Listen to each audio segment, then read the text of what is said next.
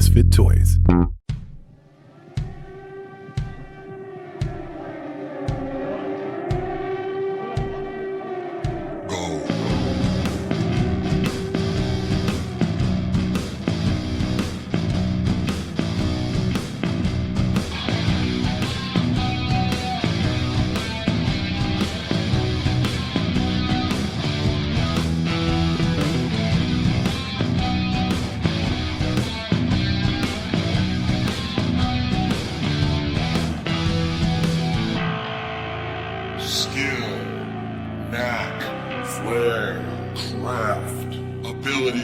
Aptitude, expertise, genius, gift.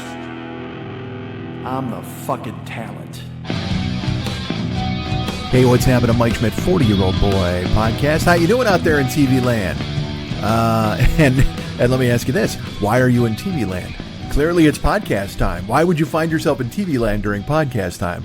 We have to get you, you know what, we got to stop the show right now. We've got to get you to podcast land, because in TV land, there's no way you're getting the full impact of whatever it is I'm bringing to the table via this microphone. So I'm going to tell you, you have to get out your phone, check out Google Maps. I think there's an actual connection. They might have an attachment that gets you from TV land to podcast land. There must be a train of some sort, right? Thomas the Tank Engine, does he roll? He's a TV train. Or perhaps you can take Super Train from the 70s. Maybe that's out there waiting for you. Fred Silverman's boondoggle that almost ruined NBC. If you ever get the chance, if you ever want to watch something that's so 70s it'll make your teeth hurt, there's the Super Train pilot, and it's available on YouTube, I believe. I watched it. It's crazy. I mean, like, honestly, it's so crazy. I can't believe that Comedy Central hasn't done some sort of knock, or not even, I wouldn't even say Comedy Central, because Comedy Central doesn't do comedy anymore. I would say Adult Swim. You know how Adult Swim did like Children's Hospital, and then they made that the Chris Elliott one where he was like a fucking secret agent or whatever the fuck. I can't believe they haven't done like a remake of Super Train with all of the UCB people in it, because you could do it shot for shot even and just be corny and bad, because it's so 70s, dudes, and it's like The Love Boat, but it's a super train. It's like people on a train meeting cute and possible terrorists and whoever. Although famously there was never any violence on The Love Boat except for one episode featuring DeMond Wilson from Sanford and Son. Good Christ. Anybody younger than fucking 40 right now is just like, I don't know what the fuck you're talking about. And I don't blame you. I keep thinking, I don't want to age myself out with my references, and also, I also overestimate who's fucking listening to this show. Nobody under 40 listens to this goddamn show. Everybody's my age. But even so, 40 to 50, that's still in play for figuring out what the fuck I'm talking. If I said DeMond Wilson to fucking 15 people on the street, I'm getting 15 blank looks. I apologize. Let me take that back. I get 13 blank looks. One guy asks for my wallet, and someone kicks me in the shin and runs away. That's where the inspiration DeMond Wilson brings to the table. God damn you, Lamont. This is a true story. When we play poker, there's a silly game. Whenever we have a dummy hand, sometimes you'll play a game and you got to beat everybody, but then there's a dummy hand that you have to beat at the end to try to win the pot. And if you don't beat the dummy hand, the game continues. That happens in a game called King Little. It happens in a game called Cross Guts. It happens in a million different things. So there's a different dummy hand that you have to. You can beat all the players at the table, but then you have to beat the dummy hand. And because it's a table of comedian idiots, it evolved to you got to beat the dummy hand, which means you got to beat Lamont. Because in Sanford and Son, fucking Red Fox always called Lamont dummy. Hey, dummy. He called his son dummy because he's a wonderful father. And so the dummy hand became Lamont. So we're like, you got to beat Lamont. That's what you got to do, is you got to beat Lamont. What does Lamont bring to the table? Whatever a guy's going to survive. Because again, all the other guys at the table are always rooting for Lamont because they want the pot to get bigger and they want the game to continue. Nobody wants your friend to win. Fuck that. So Lamont would be the dummy hand. So then, if you lose to Lamont, this is completely true. And when we play poker, we will pull the dummy hand because you get your hand. You're like, oh, Lamont's got this, and then bang. And if Lamont beats you, the entire table, all the rest of the guys go da da da da da da da da da da da da da da. Da da da da da da da da da da da da da da ba ba ba ba bow bow bow bow da da da. Right in your face as you stand there holding your losing hand and staring And then, as if that wasn't bad enough, everybody does the Sanford and Son theme song directly in your face because you just lost a poker hand. If that wasn't bad enough, the lovely and talented Pat Francis bought the, it's stupid to even say it, he bought the DeMond Wilson / Lamont Sanford Funko Pop. And that is at every game. And when a dummy hand comes out, Lamont goes on the table and he stands there and he actually draws the cards. And if we're feeling particularly jocular, if we're feeling particularly jolly, we'll pick him up and make him dance. Bum ba ba da, ba ba ba da da da da da da da. Da da da da da da da da da da da da da. Ba ba ba ba bow bow bow bow da da da. We have fun, I guess, is what I'm trying to drive home. That's the point I'm trying to drive home whenever we play poker live, and we've done it very rarely. It's been sparse because of the pandemic. Did you guys hear about the pandemic? Don't even read it. It'll just depress you. It's about diseases and masks and all sorts of bullshit. If you haven't been paying attention, the pandemic has gripped our lives. And here's my favorite part.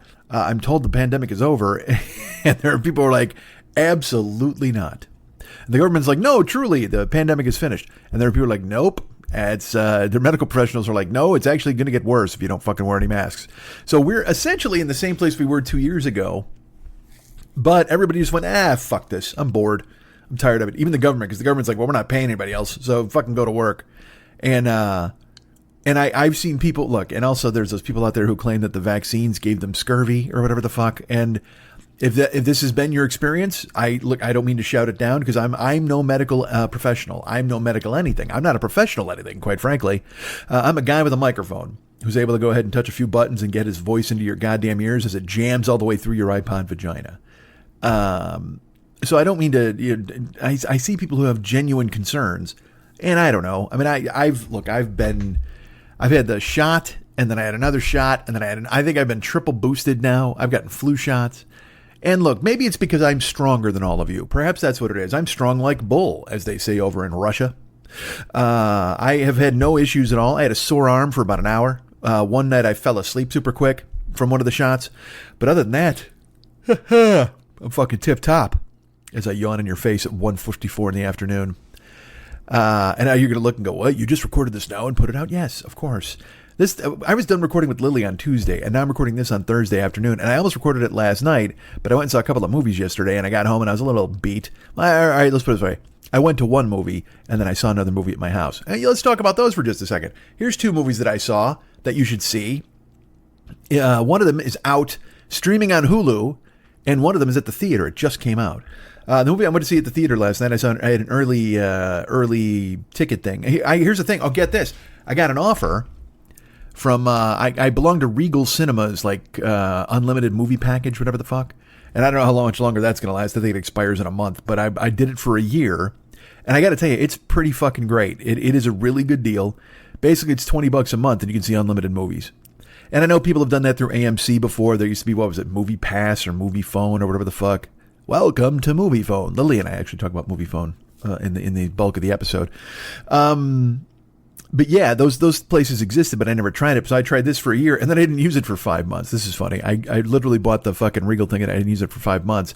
I didn't start going until the summer. And then I saw Thor, then I saw Nope, then I started seeing at least one movie a week. I would go. And crazy fun. And I got to tell you, because also there are people who are like, man, you can just watch this stuff at home, or I'll wait for it to stream. I really, really like going to the movies. As I've talked about before, I don't like people who do their bullshit, but if you can go to the movies and just be in the room and the popcorn, it's fucking great. So I went and see a movie. I got an offer from, periodically Regal will send me notes and go, hey, guess what? If you get a ticket to this movie, you'll give you a free popcorn and a free soda. I'm like, that's fantastic. I like free popcorn and free soda. I don't drink soda, though. I get a half fruit punch, half lemonade. That's right. I'm that guy. I make the cashier become a fucking barista or whatever the fuck. This guy's just trying to sell popcorn and jujubes.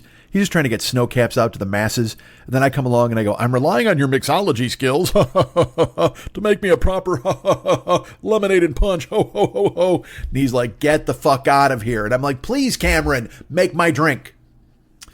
It doesn't seem like it's a big deal, right? To mix two things, to suicide a drink? I don't know. So I get this note and it says you get a free popcorn and thing. So I was going to see The Menu anyway. It's the movie The Menu. which just came out. And I was going to see it anyway, but I'm like, you know what? If I go early, if I go Wednesday, because also it was a 7:00 showing. Now, I normally go to the movies late. Like, I go to the last showing, and then I get out of there, it's fucking 1:30, 2:00. I saw fucking, what did I see? I saw Black Panther, Wakanda Forever. Because that's another thing Regal does. When you went to the ArcLight, there were like a couple trailers and then the movie. And that was fine. But fucking Regal has commercials for like deodorant. I'm like, what the fuck is this? It's a big TV? I'm here to go to a movie. I paid to get in here. Don't be showing me fucking all these commercials. And then they'll have 17 fucking trailers. Now, I love trailers, so I don't mind that. But the commercials and the quizzes and shit like that, please. I don't need to see Maria Menounos talking to some third lead from a movie I'm never going to watch. So I know also that if a movie says it starts at 11, it's really not going to start until like 11:15 or 11:20 in the case of Black Panther. And that started at 11:20, and then the movie was 2 hours and 45 minutes long. So I didn't get out of there like 2:15, wherever the fuck I was, after credits and every other goddamn thing. The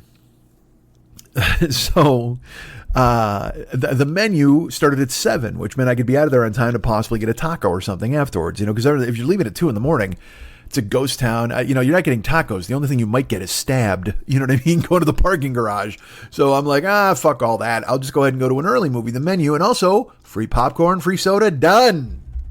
So I make the purchase, and then I go to the movie last night, and I walk up to the old concession stand. Now, I will say this.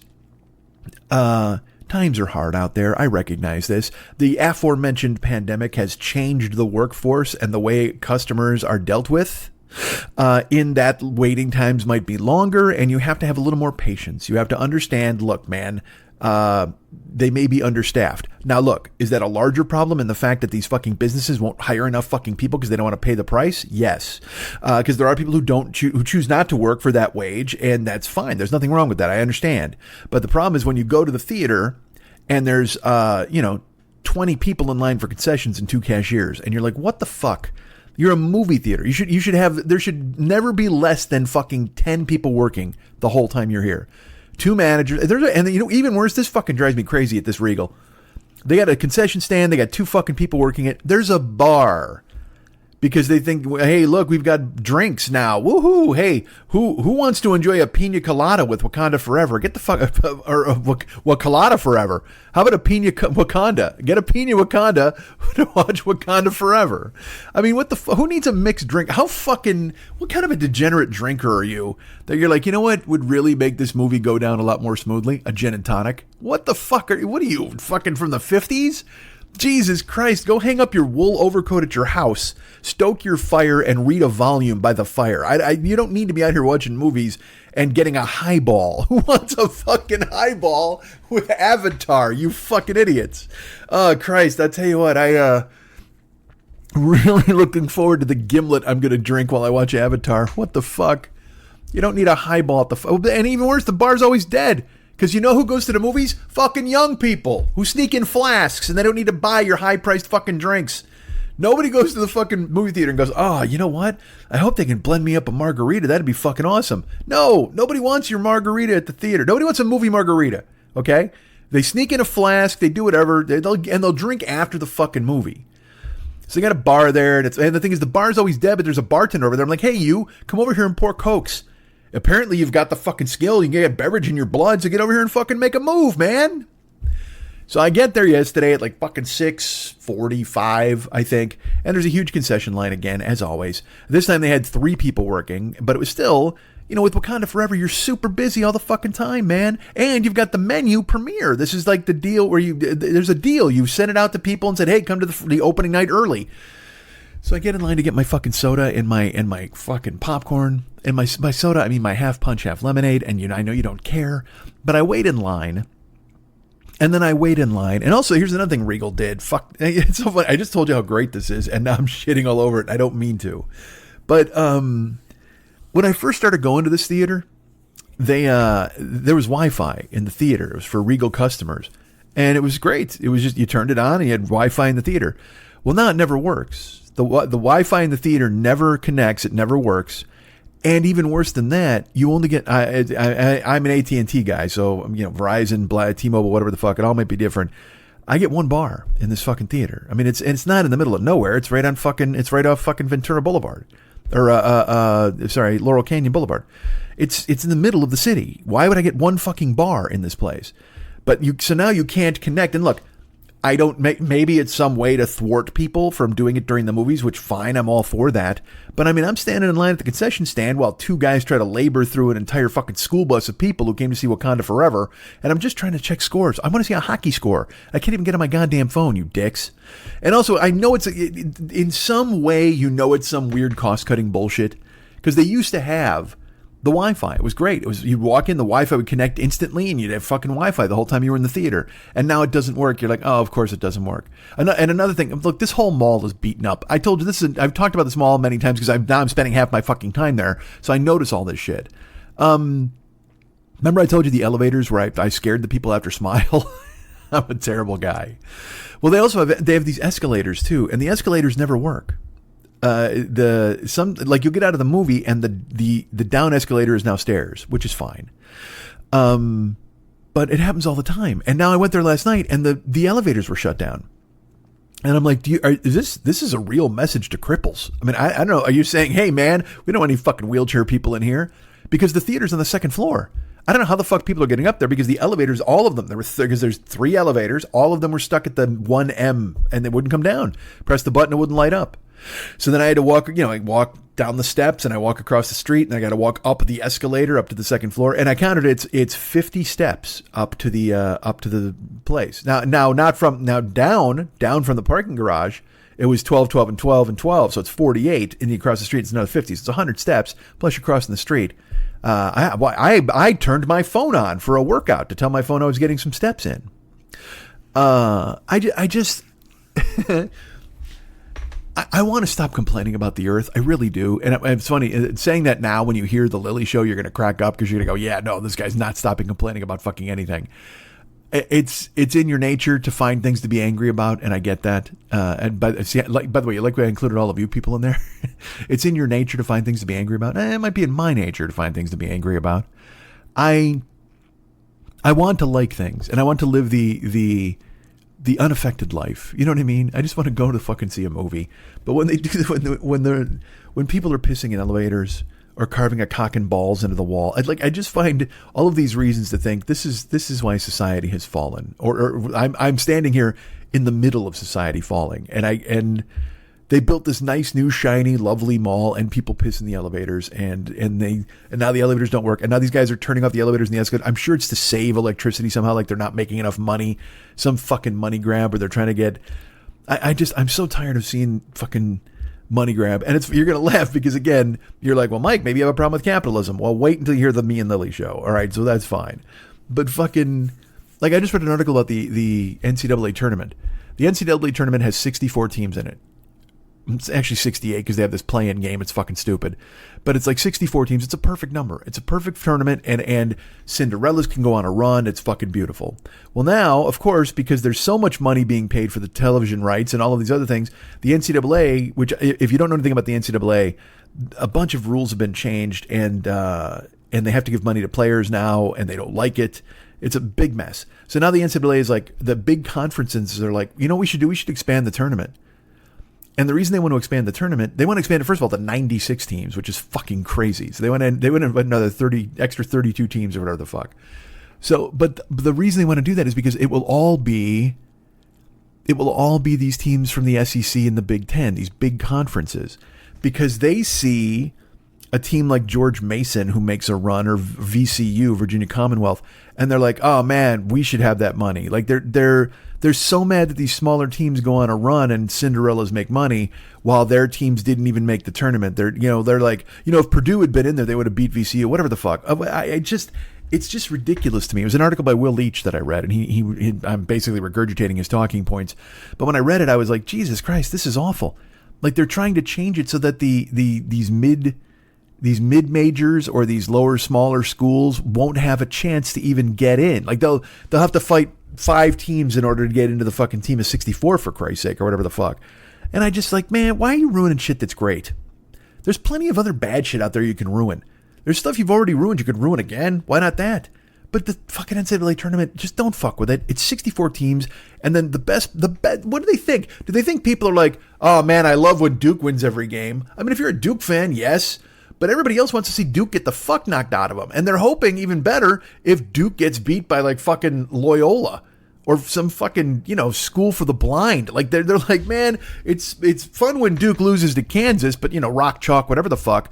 But it's even more fun when Duke loses to some fucking, Lehigh or somebody like that. You're like, this is fucking beautiful. And that's what makes the tournament fun, to watch guys hitting bombs, and some fucking small school gets 3-point hot and goes bananas because they have great point guard play, and they know exactly their whole system is going to run fucking rings around some athletic, I just made up a word, some big athletic roster. It's just it's pure sports, and without and look, there's money of course involved, but for this viewer, it's pure sports to see these small schools take on these big schools, and some of them win. It's fucking great. And now they're trying to squeeze them out, and it's such a fucking drag, man. It's such a drag.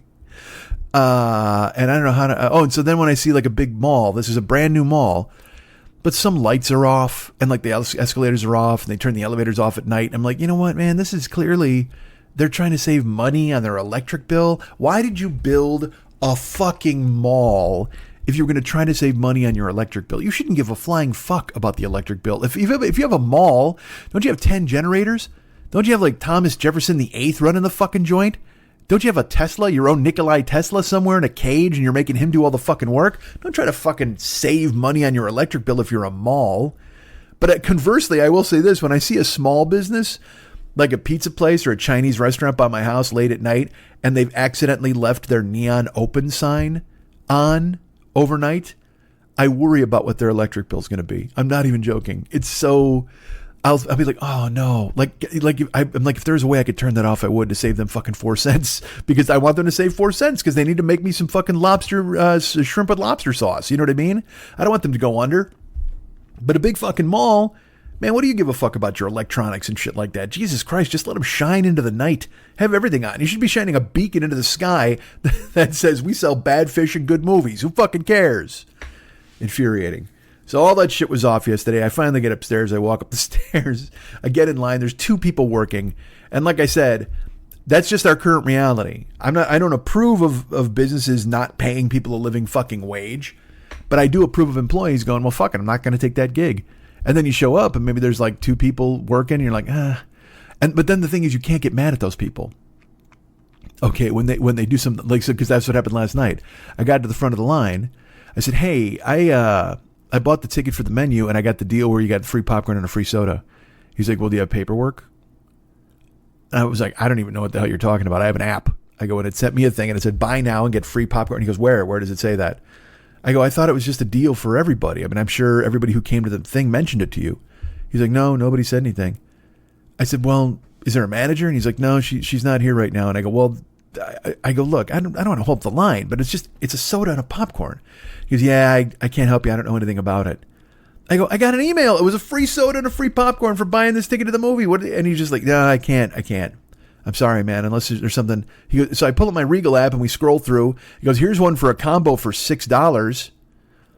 And I'm like, that wasn't what it was. It said a free soda and a free popcorn. And then I just shut down because, again, I can't get mad at him because he doesn't know. You know what I mean? He has no idea. And I've been on the other side of the counter where you go, look, I wish I could help you. I do, but I don't have the answers. And, Cameron with his fucking pierced lip and his orange dye job and his hair. I'm just like, I can't yell at this dude. I don't want to get mad about a fucking soda and a popcorn. And fine. I go, just give me a large fucking punch and lemonade, please. I bought that, went and sat down. But you feel so fucking impotent because there's nothing you can do about it. I'm like, I know what I bought. I'm not a crazy person. And is it their fault for it not being in the app? Yes, probably.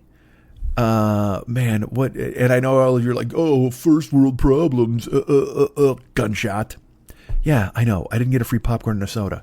But it pissed me off because I went to I was going to see the movie on the weekend anyway, but I went to the early screening thinking, you know what, I'll go to an early screening and I'll get a free popcorn and a soda. It'll be a delight. Plus, it's a movie about food, and they're giving me free food to attend the movie about food. Isn't that grand? But I will tell you this: I saw the movie, And I don't want to, I'm not going to spoil anything. I'm not going to tell you anything that you don't know. Although I will tell you this, there was a guy in the movie that I didn't see in the trailer. The trailer was dominated by Anya Taylor-Joy and her gigantic facial features. My Lord, her eyes are huge. Her mouth is gigantic. I don't know. She's just like this human Pez dispenser, man. And she's incredibly hot. There's something mysterious hot about her. I don't know how to explain it. Between her and Mia Goth, I have discovered an entirely new waif to be attracted to this summer, which is crazy. And I shouldn't say that. But also, they're extremely talented actresses, yes. But also shocked at their beauty. Because on my brain, I was like, I never thought I'd want to fuck a fawn. Because that's what they both reminded me of, like a fawn that's just born and can't walk on its gangly legs. But I don't know why. That's just their appearance. I mean, they're both, again, brilliant actresses. They steal their movies. Everything they're in, you can't stop watching them. I saw Anya Taylor-Joy in The Witch. I saw Anya Taylor-Joy in the fucking Northman. I think she's in Last Night in Soho, which I haven't seen yet. But she's just dominating. She's fucking everywhere you want to be. She's American Express. What was her Visa? What is that? Or MasterCard? I don't know. She's some credit card baby. And she's getting paparazzi to death, and she has a different outfit all the time. She was ready for this fame thing, man. She was totally ready for this, and she has a different outfit for every fucking show, every fucking perp walk she does out in the street, or pap walk, I should say. Jesus Christ, she's not going to jail, although she should, because that body is a crime. Boy, she's so skinny. She's a thin lady.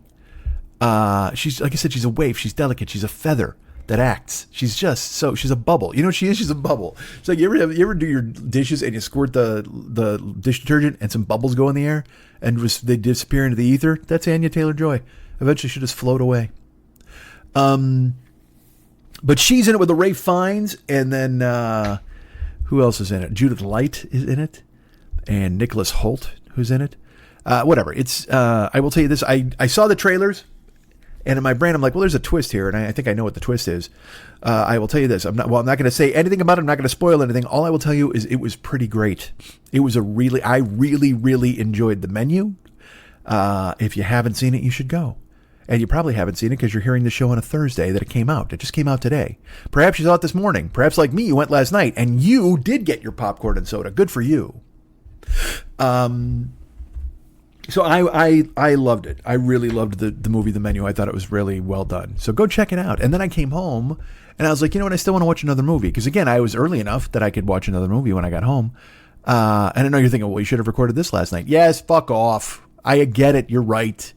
But here was my thinking. Do you want to hear how pathetic this is?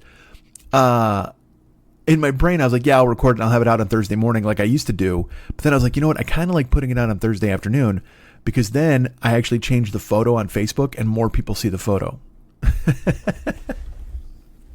Because I've been shadow banned in most of your accounts, I think. So there you go. I watched a movie last night called The Art of Self-Defense. First of all, I should tell you, I watched The Social Network about 10 days ago. And man, oh man, Jesse Eisenberg is fucking amazing in that movie. Everybody's amazing. Armie Hammer's amazing. They're all, even Rooney Mara does a great job. Water. Social Network's just a brilliant movie. Andrew Garfield, Timberlake. So good. I've seen it, 10 times easy. It was one of those movies also during the pandemic where I just throw it on because it's fucking brilliant. But I like Jesse Eisenberg. I liked him as Lex Luthor. A lot of people hated him, and I was like, no, this is a great take on Lex Luthor. I was all for it.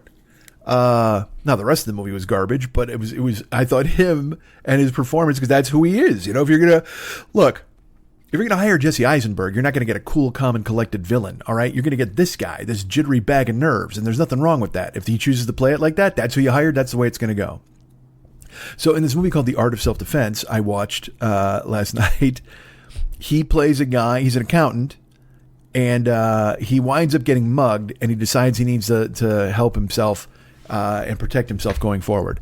I don't want to give away too much, so that's all I'm going to say. There's an actor named Imogen Poots in it. She's terrific. And I believe the guy's name is Alexandria Diavolo. It's a dude.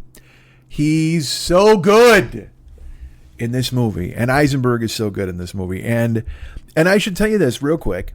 I know that my movie taste is completely different than your movie taste. I touch on it a little bit with Lily later.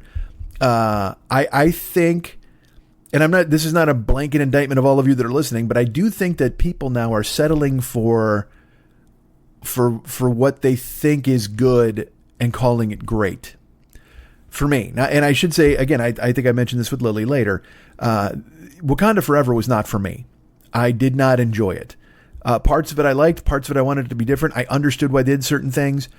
The opening Marvel crawl with Chadwick Boseman is fucking amazing. And then the rest of it is the rest of it. But I will tell you this. I have a friend who shares my opinion, and we are the only people I've seen who don't like it. Everybody else loves it. They're going crazy for it. And for me, and so it's arrogant of me to go, well, people are settling for mid, which is the way I put it to a friend who said he liked it. And then I realized, well, you're being an asshole to this guy. I mean, if he liked it, he liked it. I've talked before about going, hey, it wasn't for me. This isn't for me. And I've been saying that a lot. And then sometimes there's some cracks in the base of that pyramid, because I want to go, well, fuck this. This is terrible, right? This is awful. This is just a bad movie or a bad thing, bad show. But then it turns into a fight, and I don't want to fight with anybody. I don't want to fucking argue with anybody, and I don't want to tell anybody the things that they like are bad. You know what I mean? I want to love things, as I've mentioned. So if you like it, you like it. Good for you. But boy, oh boy, was it not for me. So I keep this in mind when I tell you about The Menu, and I tell you about The Art of Self-Defense, because I felt they were great movies. I loved them both. There's a part in The Menu I can't tell you about it. It's so bad because I don't want to spoil things. But it is a metaphor for social media, and it is so fucking great. It is a metaphor for my occupation and what's happened to it with the explosion of social media. That's all I'll say. But I watched that scene and I was like, wow, holy fuck. This is two dudes, because the guys who wrote it, I checked them out. They worked on Succession. The one dude was the head writer for The Onion for a long time. Brilliant. They must do brilliant work, because this movie, again, I thought subversive and cool. And look, everybody, because I've read this thing, people are like, well, it's very this, and it holds its thing on a surface. It's not deep. And I'm like, I don't know what the fuck you're talking about. What do you want? You know what I mean? How deep do you want to go? How deep do you want these metaphors and the level of this to fucking go? They said what they needed to say, and they did it in, I thought, a clever and pointed way, and it's fucking great. I really dug it. So when I tell you that I love that, and I love, because The Art of Self-Defense, by the way, is a super dark comedy.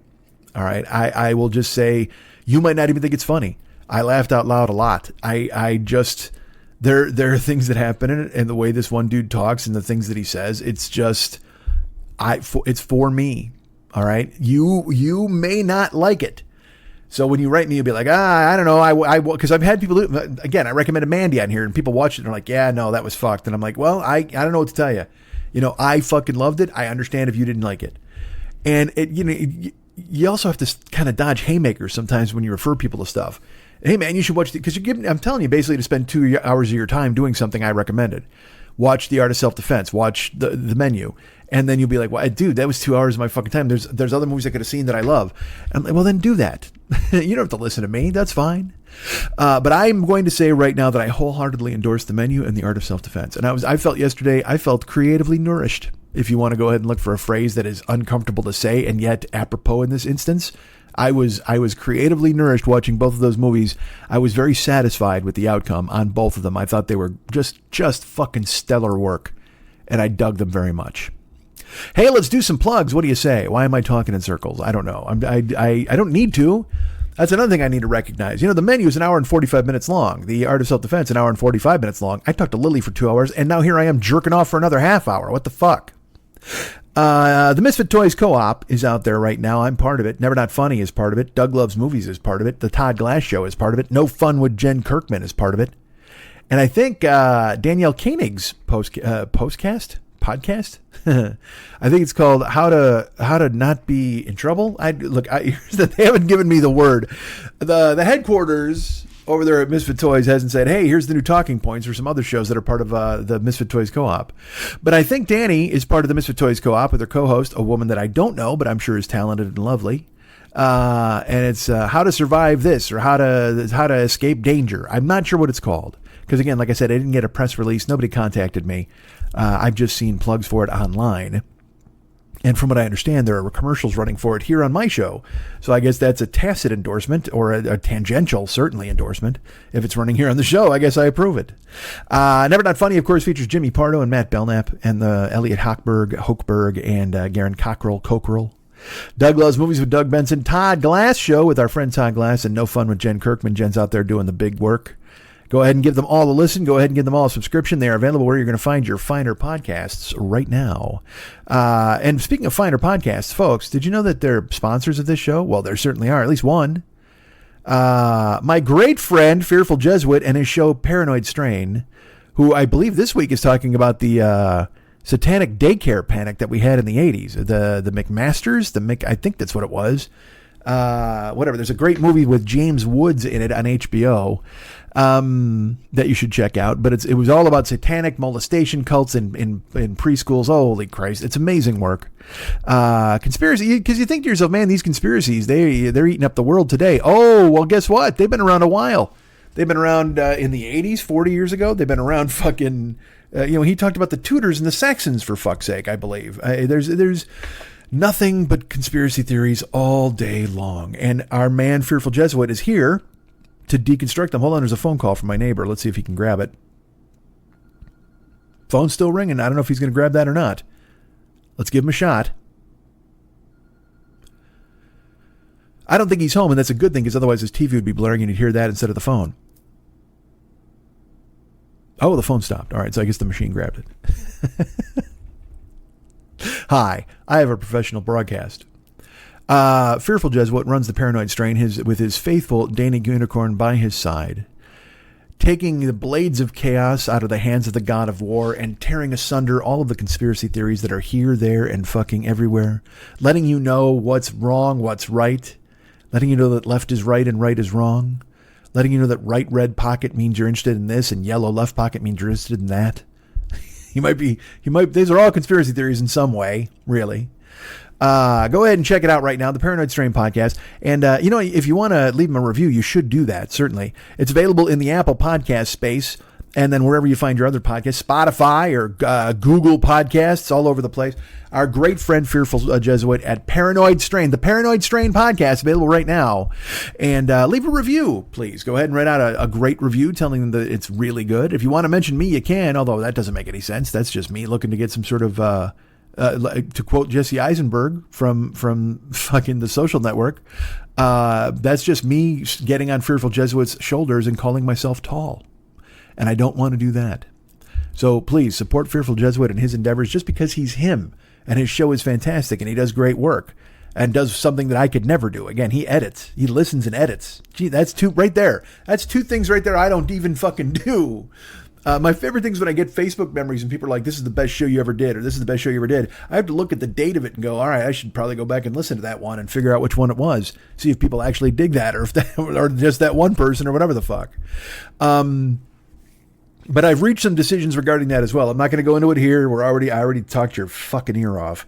But yeah, there's all sorts of stuff. And I know I've said that before and whatever. So there's no point in saying shit. I'll just do it.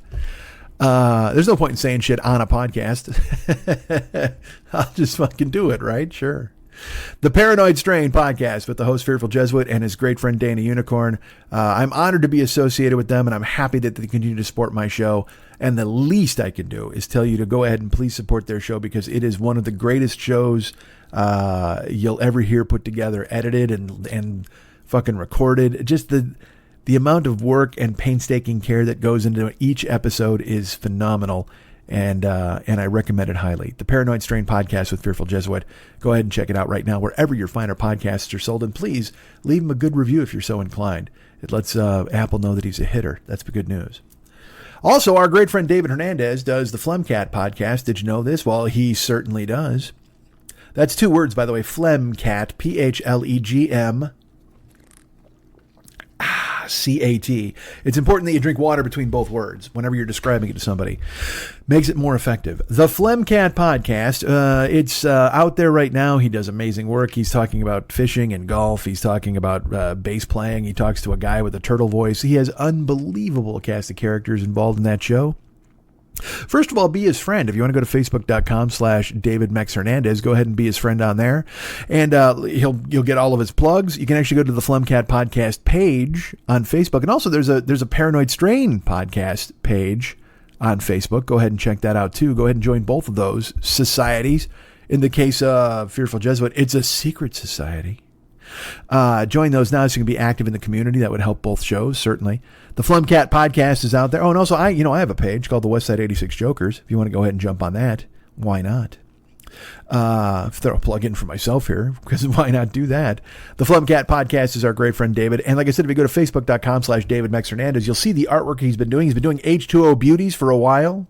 He'll do artwork for you and yours. He'll do anything you need. He'll put it together. It'll be fantastic, and you love it. He can paint oil paintings. He can paint watercolors, and they make fantastic Christmas gifts. It is the season to look into getting artwork, and I know that our friend David does it. Go to facebook.com/David Mex Hernandez, and he can answer all your queries and questions and probably do whatever you want him to do, because he is a miracle man, as Ozzy Osbourne would say. Miracle man. All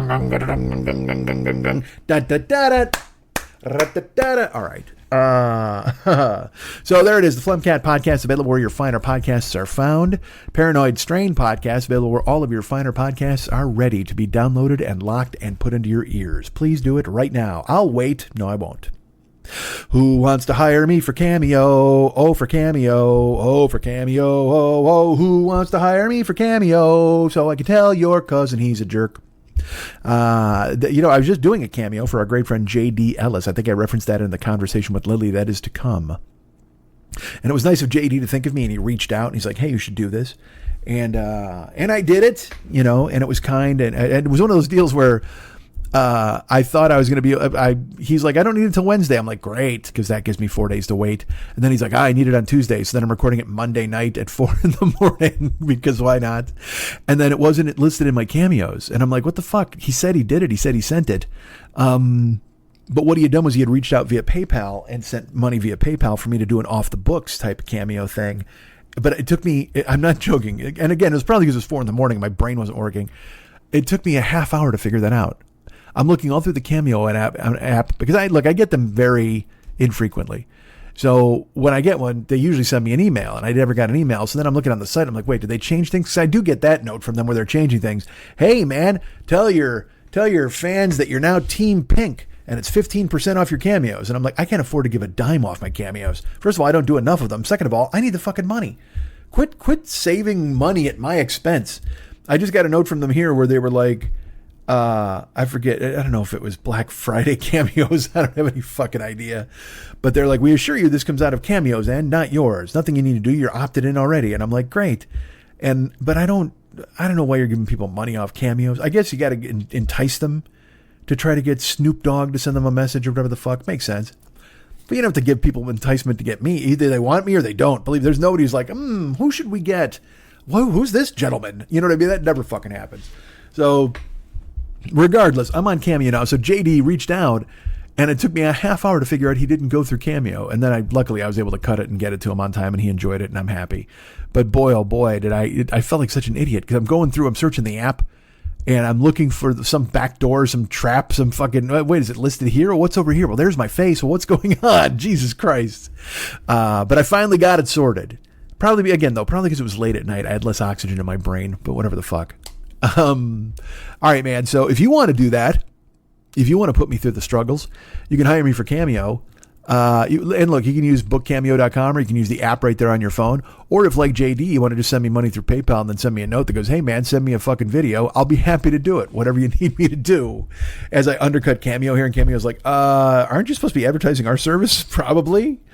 Either way, I get me Cameo, get me personally, whatever you want to do is fine with me. And I'm sure it's fine with the Cameo people, because oh my God, they love that. They really love when someone goes off the board. Hey, why don't you hire me to do this thing that these guys wanted me to do? It's a terrible thing, but I'm out there. I'm ready. You got friends, you got family, whoever you want to have talk to. Look, it is Thanksgiving. If you want me to tell somebody it smells like Thursday at their house. If you just want me to give somebody, here's something I'll offer right now. With every Cameo I get this week, I will give someone Jada De Laurentiis' bacon onion dip. as an appetizer. Well, I won't give them the dip. I'll give them the recipe. I'll include it in the Cameo, unless unless you specifically say not to, which I would understand as well. Nobody wants a happy birthday message for their daughter and then a bacon onion dip recipe that just kind of came along for the ride. Hey, what's this weird bacon onion dip hitchhiker that just showed up? And yet, the offer still stands. If you book me for a Cameo and you don't tell me to hold off on the bacon onion dip, you're getting it. I will recite it, and perhaps I'll do this. Maybe I'll even make it myself, and I will sample it on your Cameo. I'll eat it just to go, this is a delight, and here's the recipe. Maybe I do that. Oh my goodness, look at me inventing a new Cameo system where some guy eats on camera and then gives you the recipe. Boy, oh boy, what could we call that? Cameo Foodio? I don't know. Munchio? Get back at me. You know what? Hire me a Cameo so we can discuss it. Cameo is out there, the Cameo app, bookcameo.com. All of it is there. Go ahead and hire me to do that. But I'm telling you right now, Thanksgiving is coming up. We can discuss. Look, man, here's what I'll talk about. I'll talk about stuffing. I'll talk about turkey breast. I'll talk about cola ham. I'll talk about Squanto. I'll talk about what the fuck was his name? John Smith. Whatever the fuck you need. Sacagawea. I'll discuss all those things. And at the same time, I will always in my back pocket have Jada De Laurentiis' bacon caramelized onion dip, which sounds amazing. I just read it like 2 days ago, and it's been stuck in my brain ever since. And I'm like, I should make that for Thanksgiving to bring over to my brother's house. But then he makes 8,000 pounds of food, and he's like, why did you bring something? And I'm like, I don't know, because I want to feel like I'm contributing something. And I like food. Listen, I just went and saw the menu. Maybe I'll make something from the menu. That'll be perfect. All right, so hire me for Cameo, and you'll get a lot of this talking back and forth, up and down. Also, if you want to send me some PayPal money, just because you like me, go to MikeSchmidtComedy.com, and in the upper right-hand corner, there's a donate button. Now, this also works if you want to go with that off-the-books Cameo deal. Click on the horn boy that says donate, and it'll take you right to PayPal, and you send me a chunk of dough. Now, you can also sign up for a monthly donation, which would be ideal. That would be terrific. But if you also just want to send me a one-time chunk of change, a one-time lump sum, whatever you want to do. By the way, saying chunk of change and lump sum, that sounds like a lot of money you're sending me. Please don't think I'm campaigning for you to send me a lot of money. Although I will say this, if you sent me a lot of money, it would be fucking great. I'm not going to turn it down. All right, so please go to PayPal. Sorry, my mouth's getting dry.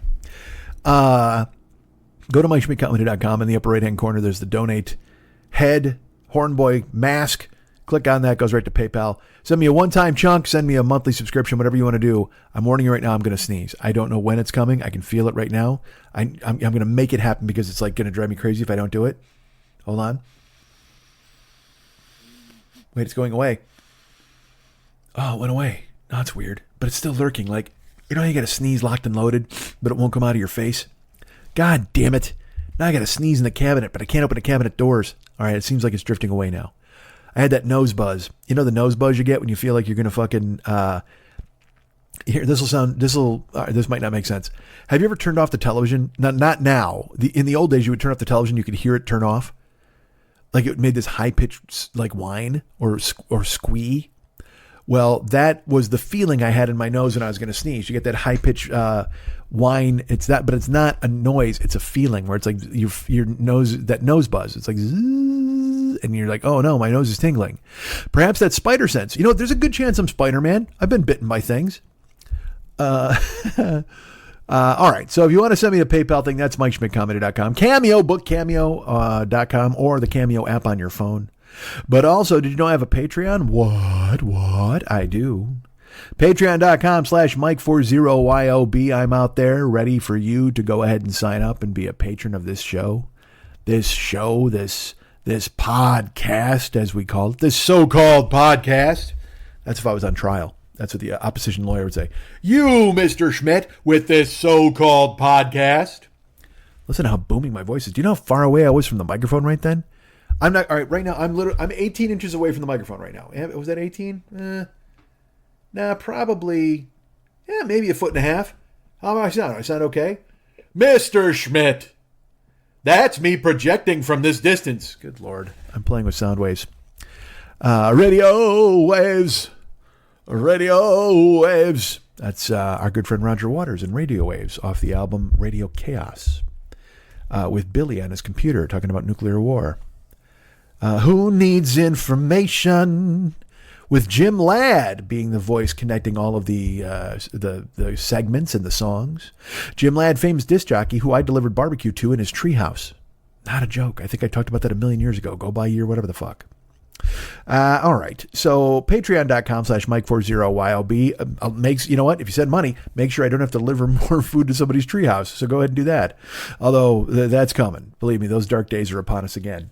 I know the dog days are over. That's what Florence has told me along with the machine, but the dark days, they've come back. So that's good news. All right, man. So that's Patreon, that's Cameo, that's PayPal, that's Mr. Toys Co-op. You know what else is this? Oh, get this, man. I got channels. What's this? I got channels. I got music. I have a YouTube channel, youtube.com/the40year-old boy. Go join, become a subscriber, please, because it monetizes the channel. Now, I tell you this, there's only old podcasts on there for now, but I've planted a flag there. So once I start doing short films and video, and don't you think I will? I'll have a place to display them right there at youtube.com/the40year-old boy, and that's the number 40, the 40-year-old boy. Channel is ready to be paid attention to by you and your friends. I don't know if you got to get the word out. You don't work for me, are you? Are you my street team? I think I talked about that once before. I need a street team is what I need. First, well, let's get this way. I need a team, first of all, and then I'll try to talk them into going out on the street. I need a team. Like if my team just came over here and hung out and watched movies, I'd like to have a fun team like that. But a street team is a different animal entirely. That means they're going to go out on the road. They're going to put placards and they're going to plaster up fucking posters where it says post no bills and a beat cop comes by swinging a nightstick with a round hat on, and you're going to have to go and use some sort of liquid plaster and put my posters up there to talk about this podcast. Oh, street team. Do-do-do-do-do-do, street team. Do-do-do-do-do-do, street team. Do-do-do-do-do-do, street team. Do-do-do-do-do-do, street team. All right, so I need a street team for youtube.com/the40year-old boy. Look at me now. Now I'm controlling my voice. My modulation is completely different because now I'm a mere 3 inches away from the microphone. Not even. Let me think. 1, 2. Yeah, this is about 3 inches away from the microphone. And hear me out. Hear me roar. I am Michael. Hear me roar. Waiting loud, too loud to ignore. All right, that's me drinking water. Twitch.tv exists. Did you know this? I think you should. Twitch.tv/the40year-old boy. I'm on there all the time, and one of the reasons earlier I said the Blades of Chaos is because I'm streaming God of War Ragnarok right now, and it's consumed my brain. It's taken me over. It's taking over. It's taking over my head. God of War Ragnarok is being streamed right now. Well, not right now. I've got to take a shower. But at twitch.tv/the40year-old boy, you'll be able to check it out. Me every single day. I'm using the Leviathan axe. I'm using the Blades of Chaos. It's me and Atreus. And we just fought some juggalos yesterday. And then we saved a giant. We're doing great things over there. I don't know. I don't know what I would consider great things, but I certainly would consider them things. We're doing things over there. I'll tell you that.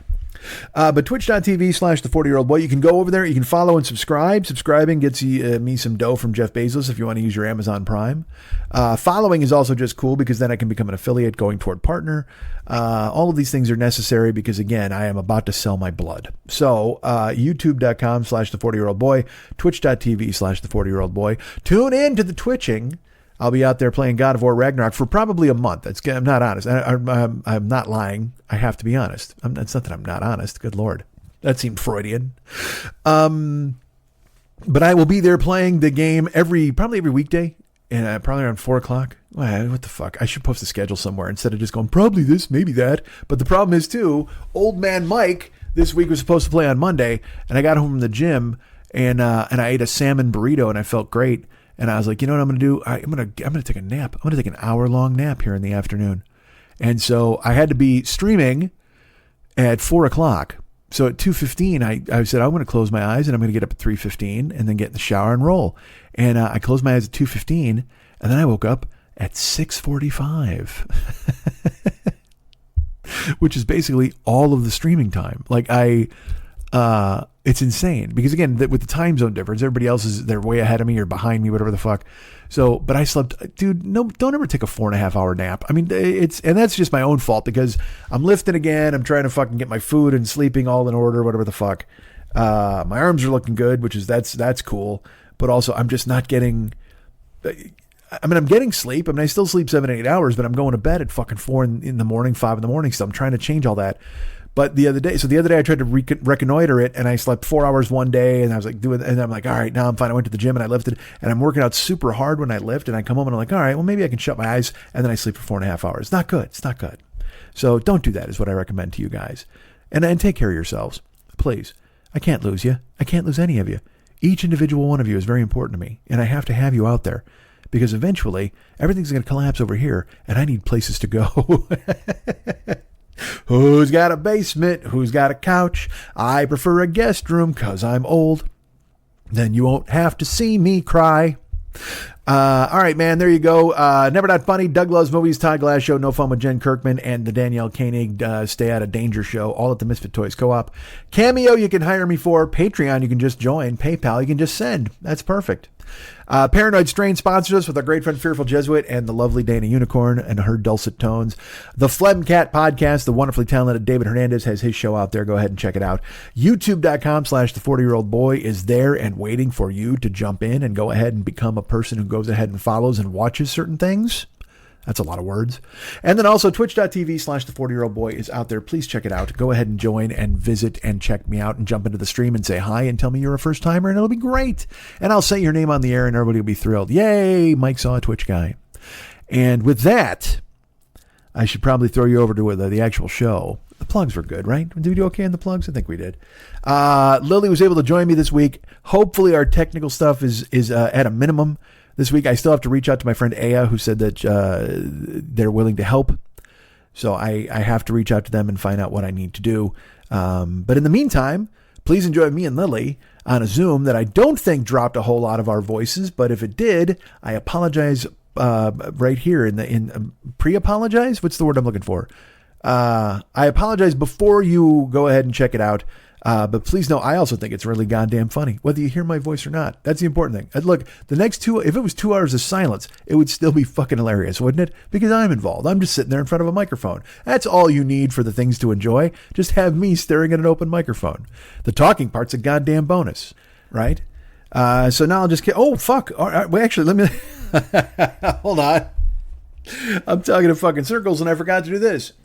You guys can get me at mike@MikeSchmidtComedy.com. You can be my friend at Facebook.com/the40year-old boy. You can follow me at Twitter.com/the40year-old boy. And you can find me at Instagram, Snapchat, and TikTok at Mike40YOB. Now, I haven't exactly pivoted over to those things yet. And also, I don't know if I did this with Lily. You may hear me do this part again later, which I apologize for profusely because I never know what I've done. And again, I did this 2 days ago. And it's just, this whole thing's a goddamn patchwork quilt. This is the AIDS quilt of podcasts. So tell me your friend's name and I'll say it on here as well. You know, we'll throw that in with the onion dip.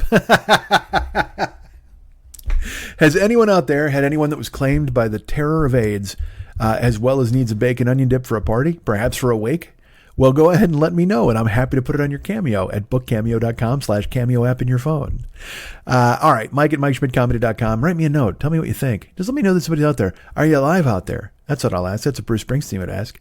Is anybody alive out there? That's what I'll say, because and also Chris Mad Dog Russo has stolen that for his radio show.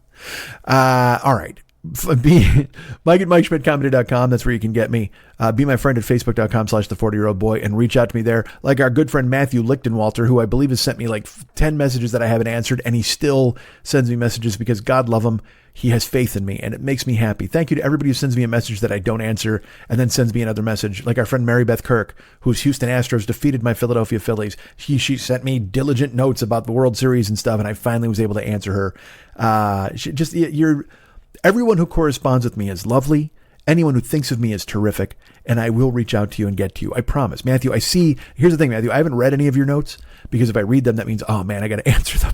I know it sounds stupid, but I see that you're sending me notes and that makes me very happy. And again, people who are including me in their lives, listening to their shows, sending me notes, corresponding me, sending me texts, everybody's terrific. And eventually I'll go ahead and repay you for all of your kindnesses, won't I? And maybe you're thinking to yourself, well, Mike, you know what? 3-hour podcasts certainly repay us for your kindnesses. And some of you are out there thinking, wow, this podcast is an hour and 15 minutes longer than The Menu, the current hit film that's in theaters right now that we should probably go and check out because it's terrific. And I don't blame you either way, because I've actually started to reconsider the length of these podcasts myself, because I'm like, sometimes I put out a 3-hour show. When in the old days, I put out a 3-hour show and I was like, holy fuck, yes, a 3-hour show. Now I put out a 3-hour show and I picture people just going, oh man, Mike, what the fuck are you doing to us? Why would you think we would ever want to go ahead and delve into a 3-hour podcast? Unless it was about Julius Caesar or somebody like that, right? Nobody wants to hear about me fighting with Cameron, the orange-haired movie dude, over my goddamn fruit punch. Instead, you want to hear about Et tu, Brute and the Ides of Goddamn March. See, that's worth a 3-hour discussion. Nobody wants to hear about the loss of free popcorn, which, by the way, is my favorite Hardy Boys book. The Hardy Boys and the Loss of Free Popcorn.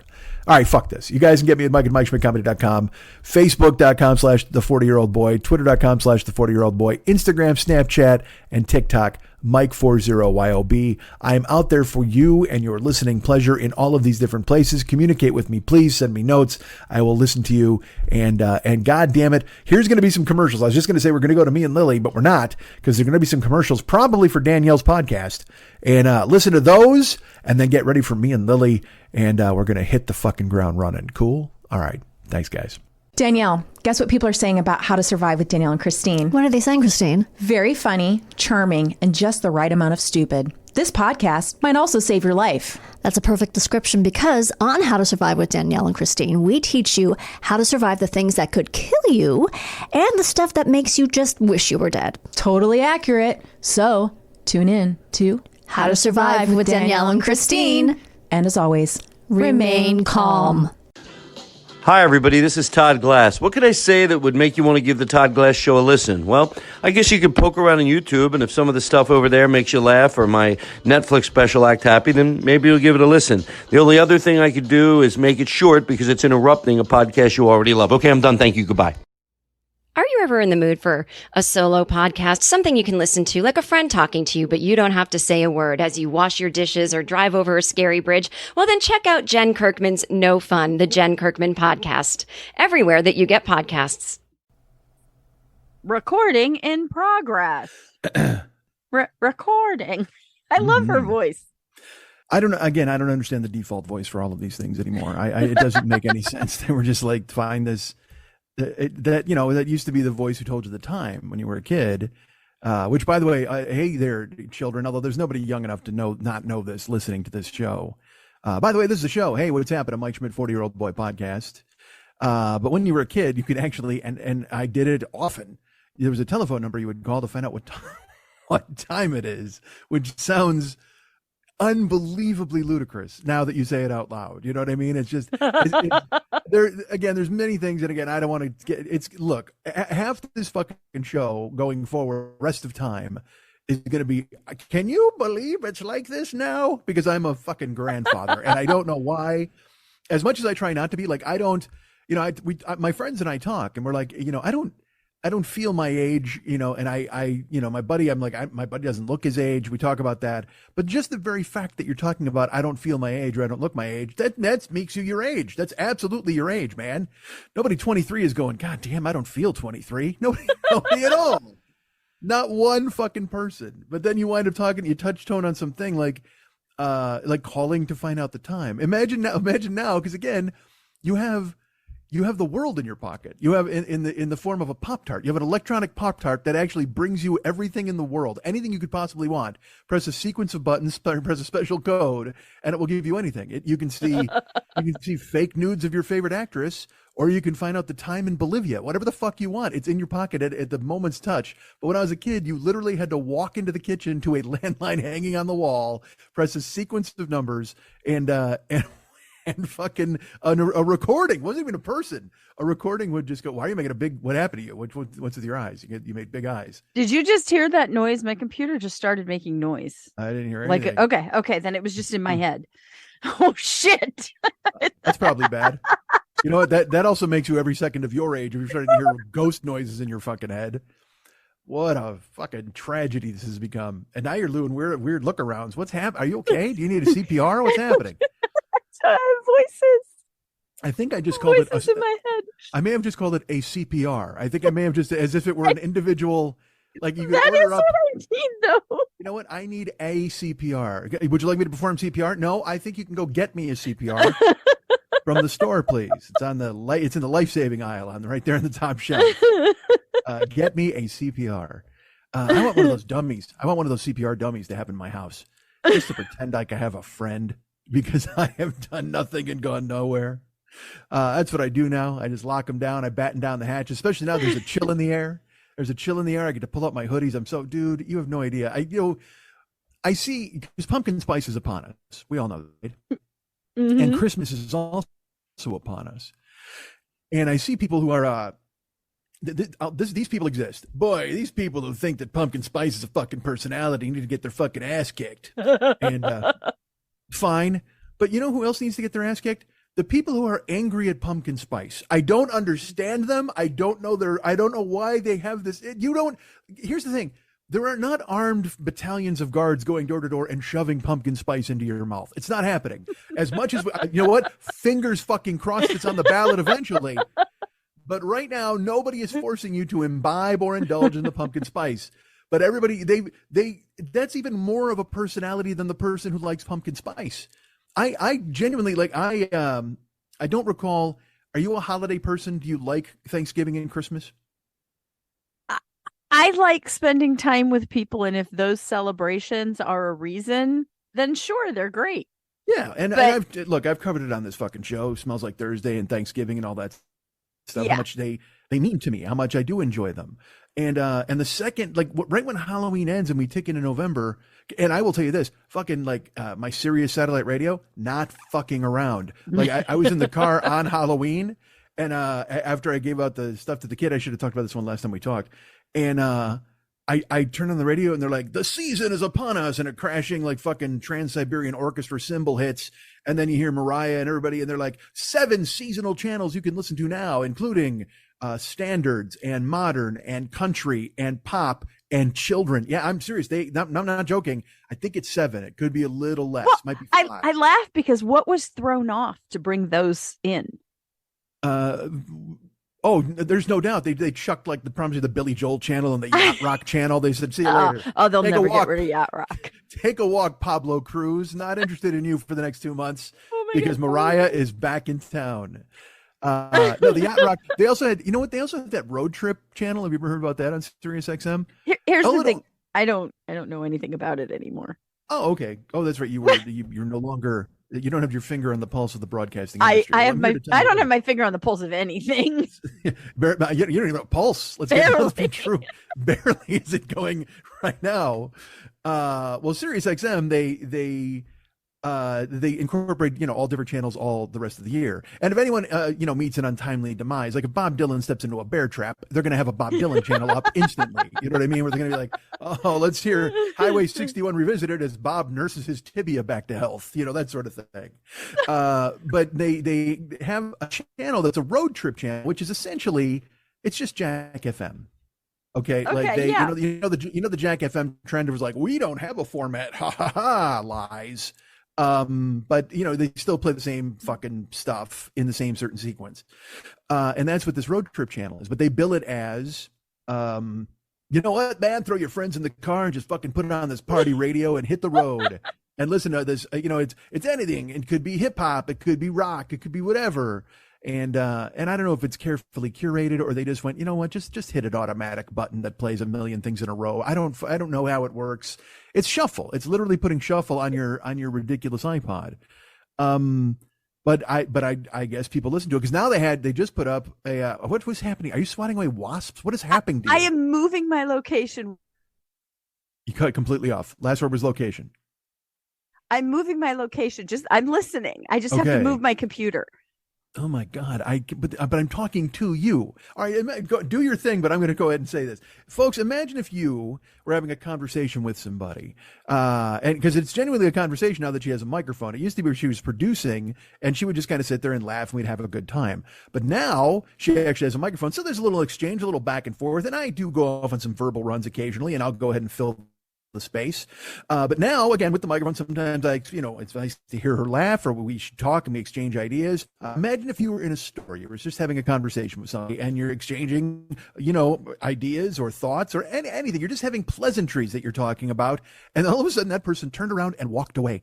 Just left you standing there with nothing, your dick in your hand. And you'd be like, all right, that seemed weird. There were incomplete thoughts that were still needed to be voiced, but that person just beat a hasty retreat. That's what I'm dealing with here. Because I looked and all of a sudden she started waving her arms and picking her microphone up, and I thought she was picking up cords and doing this and plugging that in. And it genuinely looked like she was swatting at a swarm of wasps who would come into the room and surrounded her head. Or she had just fallen in a Hanna-Barbera cartoon, and there were asterisks and @ symbols floating around her head, and she was trying to figure out what she could do to recover her consciousness in some way. But then she actually physically got up and walked away, and I don't know where she went or what she did. So there you go. I think that, by the way, that is Lily Von Stupp. I don't know if I've ever given her a proper introduction yet. That's our great friend Lily Von Stupp, and I don't know where she's gone. She went ahead and disappeared into. I'm worried because her house is filled with Santa shenanigans and everything else. She might have been swallowed up in a bough of holly. I don't know, because she may have been decking the halls. Has she decked the halls early? Perhaps she has. And a bough of holly she's back. Oh, my Lord. A bough of holly may have crashed down onto her skull, which is a very Christmassy death, but not one we wish on her, to be honest. I don't want to see her go yet. But wait, that implies that I want to see her go at some point. Look, we all do. Well, no, at some point you'll have to go, but I don't want to say that I don't want to go yet. So I do want you to go at a certain point, and I want to be around for it. I got to tell you, that is a double negative. I don't want you to slip away. I don't want you to, I don't want to lose you. But at the same time, I don't want to be in the room when it happens. No offense. I'm not Alexander Hamilton of your death. But I was already in the room, in a room where somebody died this year. I don't think I need to pull it off again. I'm covered for 2022 and fucking beyond, quite frankly. Are you settled? What happened to you? 1 second, and I'll explain. All will be explained in 1 second. All right. So as she goes ahead and figures that out, you think to yourself, you know what? In many other entertainment mediums, very rarely did someone just get a whip and walk away in the middle of it. Like if you were, I don't know, say you were watching the television show Friends, and they were all in Central Park and they're having a discussion, and Phoebe just went, you know what? Fuck this. I'm leaving. And she got up and split, and the other actors were not on board with it. Like, where did Phoebe go? What the fuck is happening? And then later on, Phoebe showed up and she's like, okay, I'm all settled. And they're like, this scene is over with, and they moved on. That's what I'm dealing with, folks. That you're dealing with in your earbuds as you hear me reel off paragraphs of nonsense to try to go ahead and fill the void because our great friend Lily is going and getting settled. And it looks to me, are you back? I am. Would you like to know what I did? I do. I picked up my computer and I walked 14 feet closer to the router and plugged myself in so I'm wired rather than wireless so that I don't have any drops in the record. But I didn't want to go, hey, Mike, let's stop everything because you were being very funny. So I figured I can set this here and just roll over slowly. But no, it distracted you so much. I'm sorry.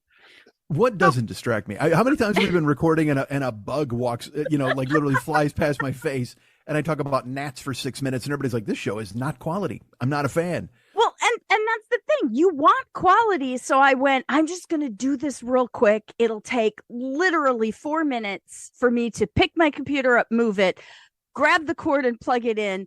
He'll be like, what is she doing? And then when I stop, he'll be like, okay, cool. But no, I distracted you like a fucking... I'm sorry. Because I'm talking, and if I go, hey, have you ever seen this? Have you ever done that? And you're shuttling down the hallway like you're in some sort of contest. I can you're still talk. My haunting mic your home like a wraith. My mic is on. It is. You're on. You're plugged in. You're there. You've got your I Love Dick hat on. You're excited and ready. Why does everyone have a problem with my hat? Let me say this to you. I don't have a problem with your hat. It's lovely. I think you look really cute in your hat. But not often you see a hat that says "I love Dick," and you got to comment on it when you do. It's just a thing. It was a show on Netflix. But was I saying a bad thing about it? I said you're wearing your "I love Dick" hat. That's it. That's a statement. Yeah, there's something in your voice. Incorrect. Now, if I'm wearing that hat, now we got a show. Now we got a conversation.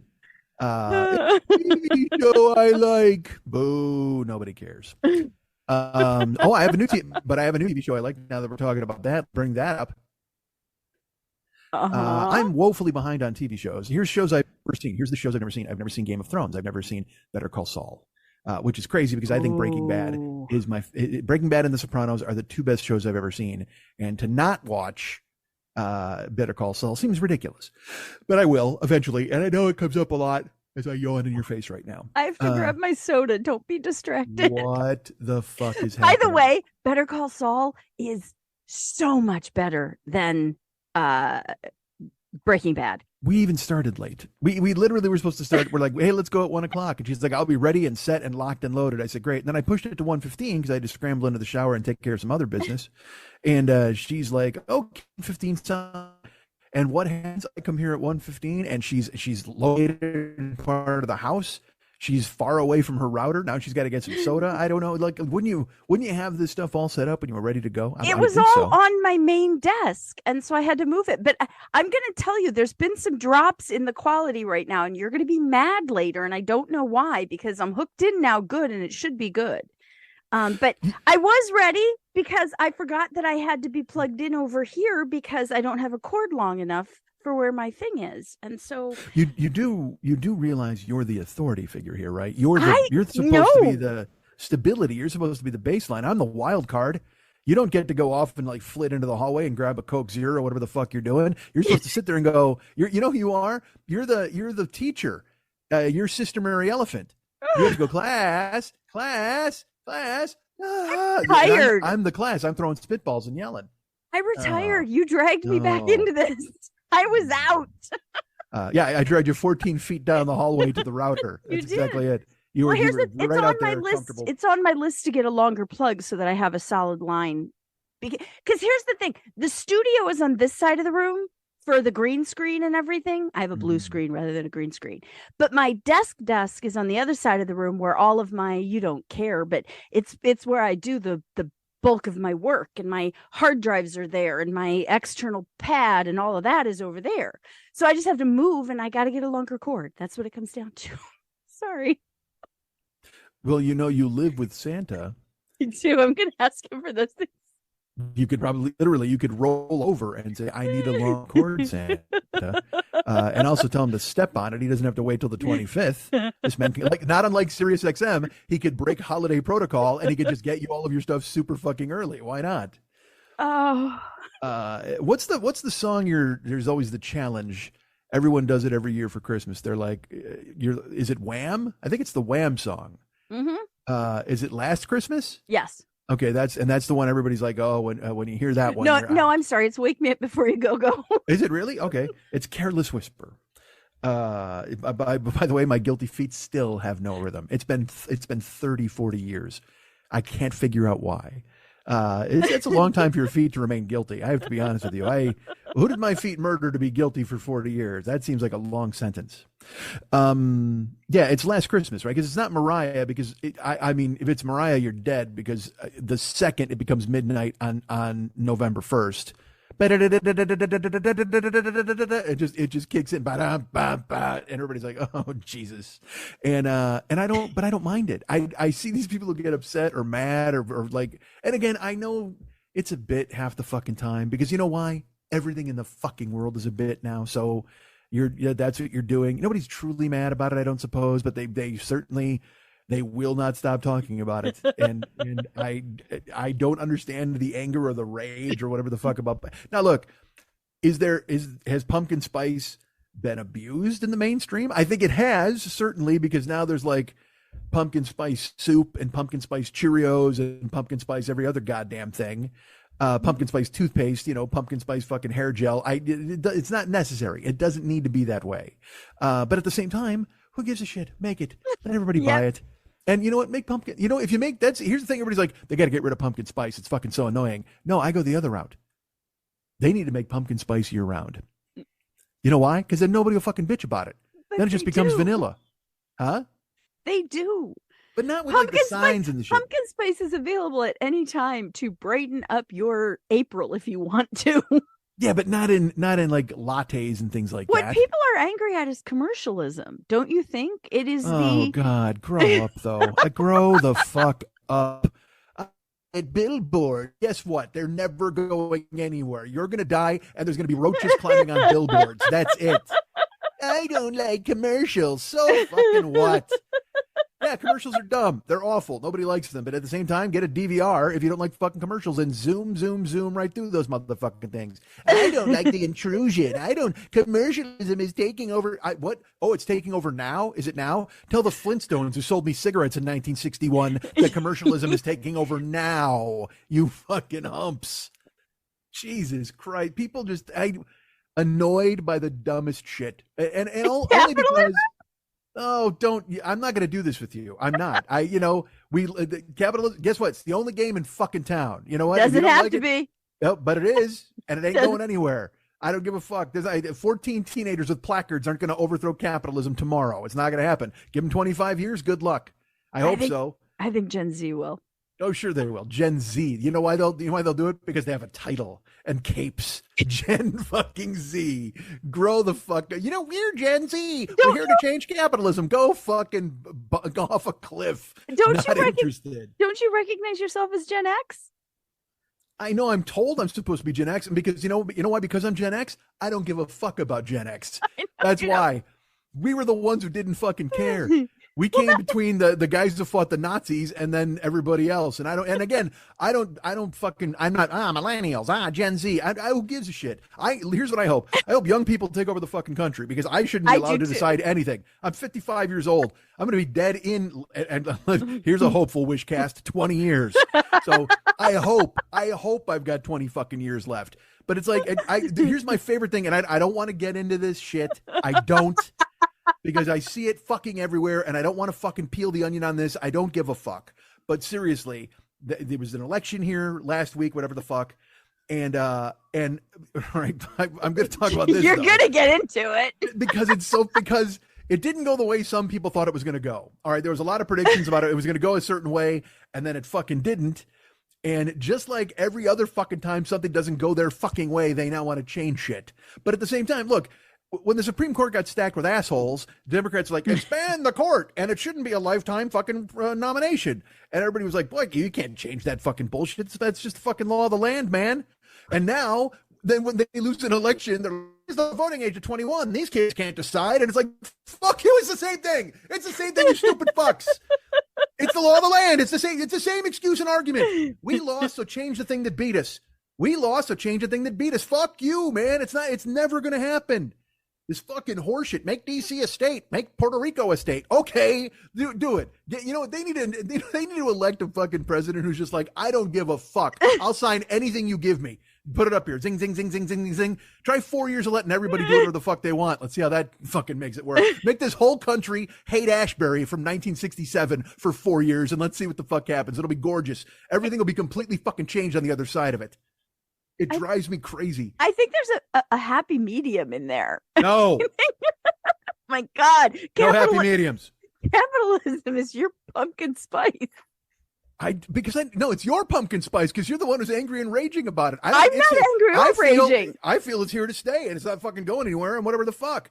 And people will fight about it and everybody will get there. You know what they all are? And this is an entire fucking nation of Tim Robbins from Shawshank, and capitalism is the wall in the jail cell. And they're pulling out a little powder at a time to try to make a fucking hole in it so they can escape and claw through a river of fucking capitalist shit and get cleansed in the rain and go to Zihuatanejo and meet Morgan Freeman for their gay love affair to finally kick into gear. But that's it. But it's going to take 8,000 fucking years. Quit acting. These people are like, oh, ha, ha, we're going to flip the switch now. We're going to change this. And then the other side is like, we got it. When I heard them say they wanted to raise the voting age to 21, I was like, because they're like, these 18-year-olds, they're out of control. They don't know what they're doing. They don't understand the consequences of what they're voting for. Oh, really?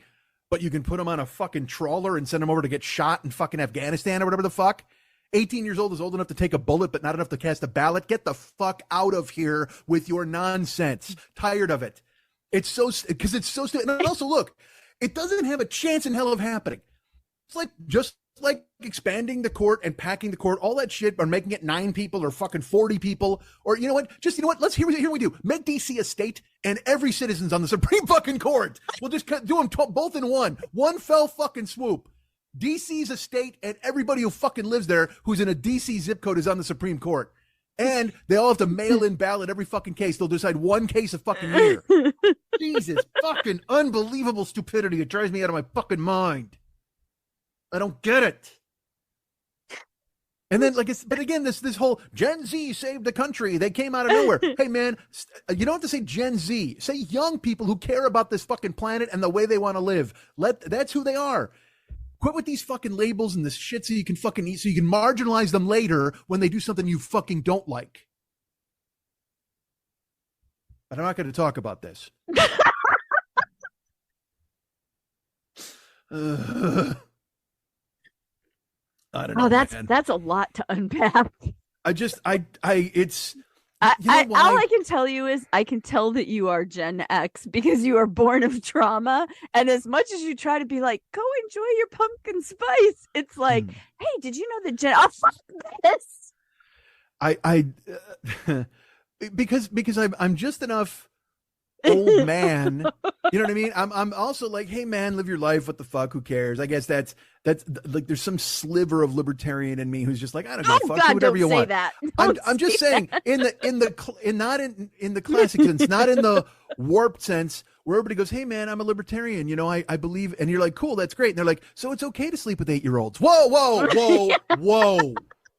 What the fuck? I'm not laughing at sleeping with 8-year-olds, by the way. No, but that's what I'm saying. That's the leap they'll make, where they'll be like, hey man, I'm a libertarian. I really believe that a lot of these, these policies, and you're like, hey, it totally makes sense. I can see where you're coming from. Yeah, and that's why I believe we should be able to shoot cats. What the fuck are you talking about? Hey, it's just, I'm in my yard and that's my yard. Wait, if you're a libertarian, you don't believe in fucking property rights and nobody has a fucking yard. The earth is the fucking earth. And as a matter of fact, anybody can shoot you because you're in their fucking yard. If you're, you know what? If you're a libertarian, you believe in fucking nothing, which means the whole world is everybody's yard, and you could take 2 in the fucking neck because you're standing in my fucking yard 3 states away, you fuck. Ridiculousness. And I'm going to get some email where someone's going to be like, you don't understand libertarianism. You're right. I don't fucking want to. I don't want to understand any of this shit. I want to fucking jerk off and watch awesome fucking movies and go out and have fun and eat. That's all I want to do. I want to meet somebody who I can stare in their eyes when I take my last fucking breath. That'd be nice, but no, fuck no. Instead, this world, this nonsense. And I know I've become some crank. Like, again, 60 years ago, I'd have to be, I'm so lucky for podcasting because 60 years ago, I'd be on a fucking street corner on an Apple box. I fucking get it. Fuck me. It's building in a way where, like, I've adopted a persona of slack, I guess is what I would call it, where I'm just like, hey man, it's not for me. Or, I don't think that way. You do, whatever, cause I don't want to argue. Like I've said many times, I don't fight with ghosts. I refuse to fight with ghosts.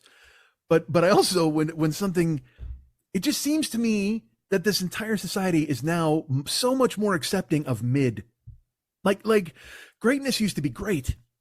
You used to recognize greatness, amazing things, and now everyone settles for mid. They'll all, oh my God, it's so good. Oh my God, that's so great. It's crazy to me. Define greatness.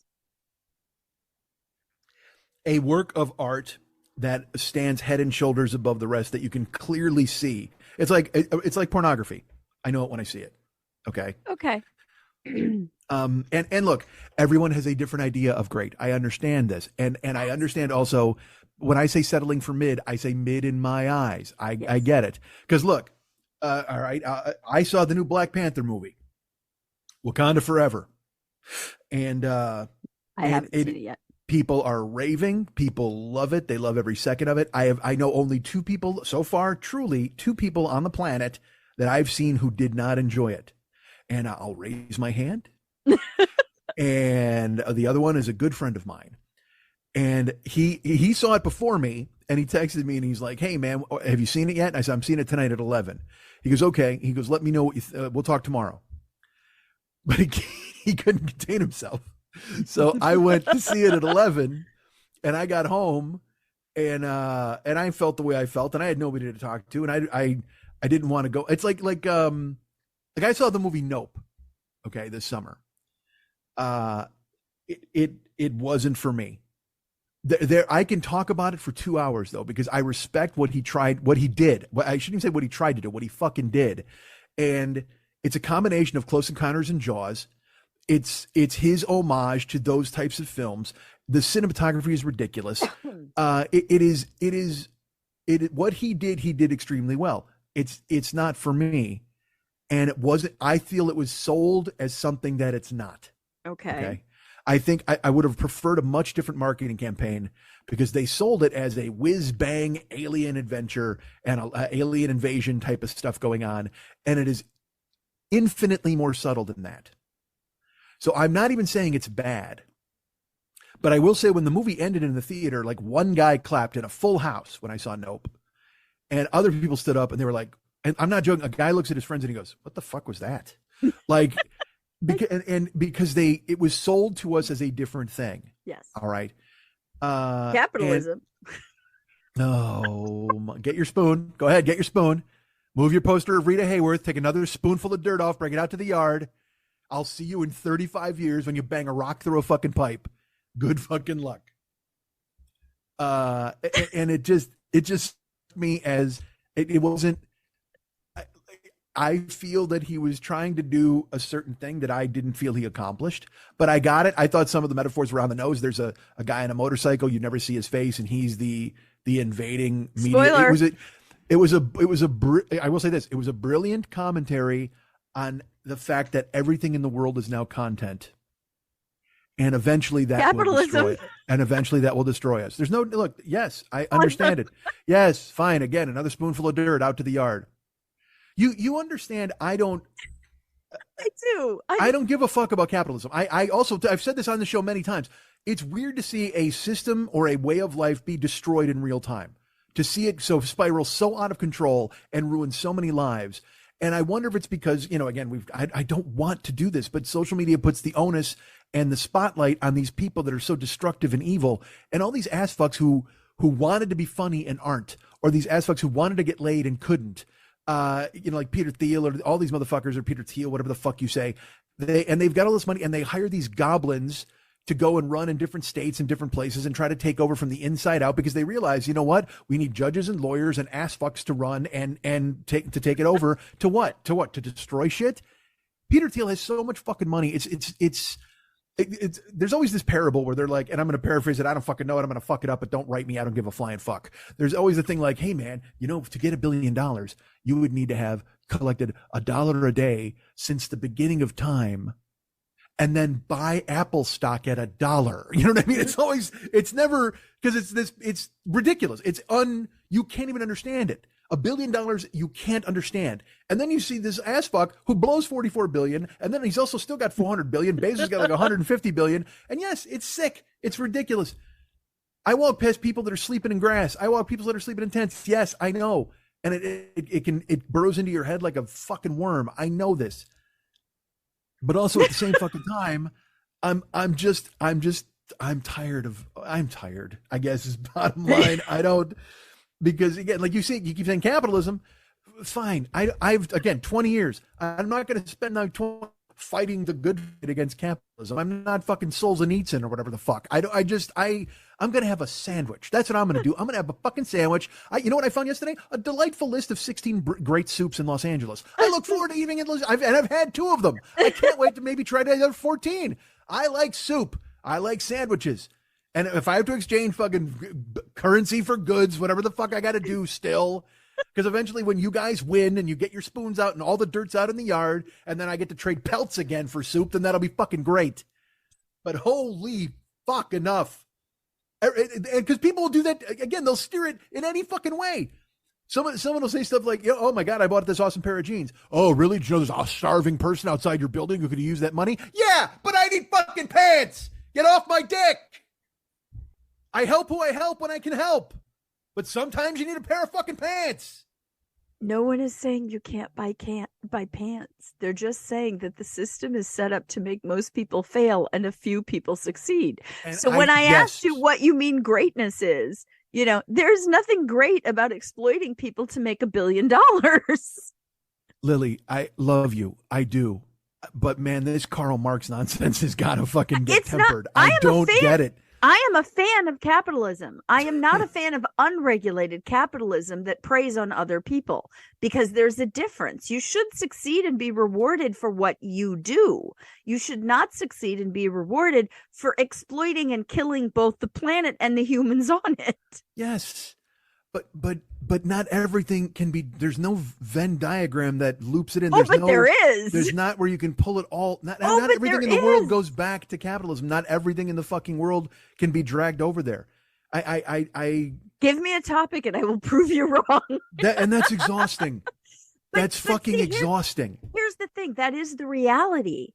And again, you're allowed to go enjoy your soup and your pants, but you can also recognize the system is set up to purposely hurt people. Yeah, yes, that's what I'm saying when I say it's weird to watch a system that I've believed in my entire life be exposed for what it is and realize that there's no one behind the curtain except some little fucking old man and 5 other old men who've got all the money. And let's drag them out.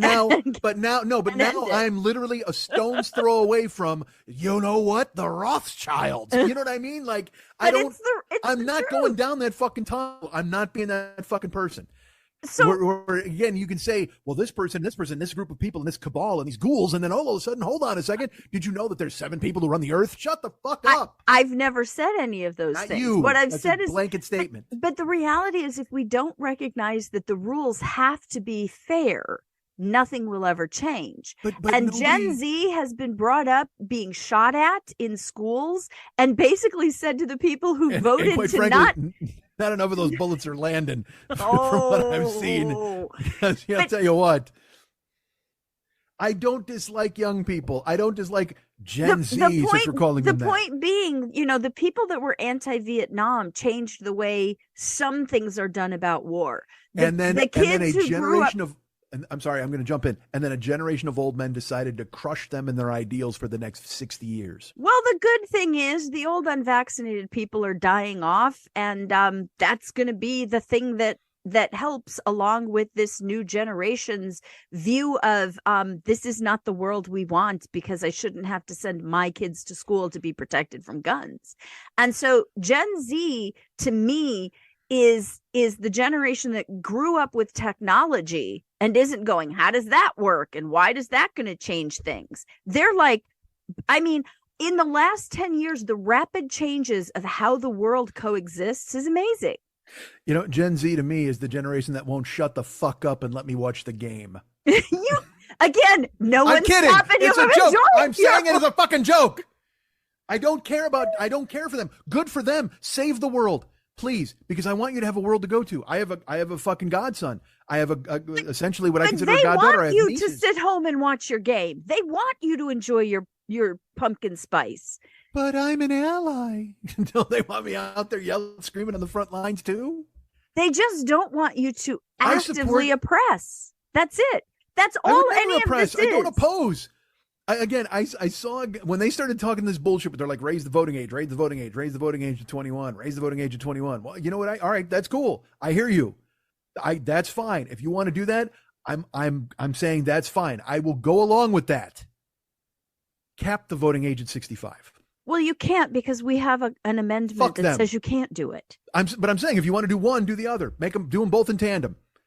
Because it doesn't it. But right, doesn't it sound stupid? Yes. It's just as stupid to say one as it is to say the other.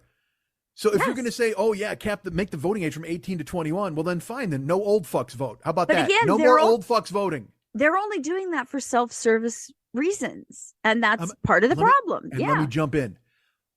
Everybody in the fucking world is doing things for self-service reasons. Some of us aren't. You should. Why?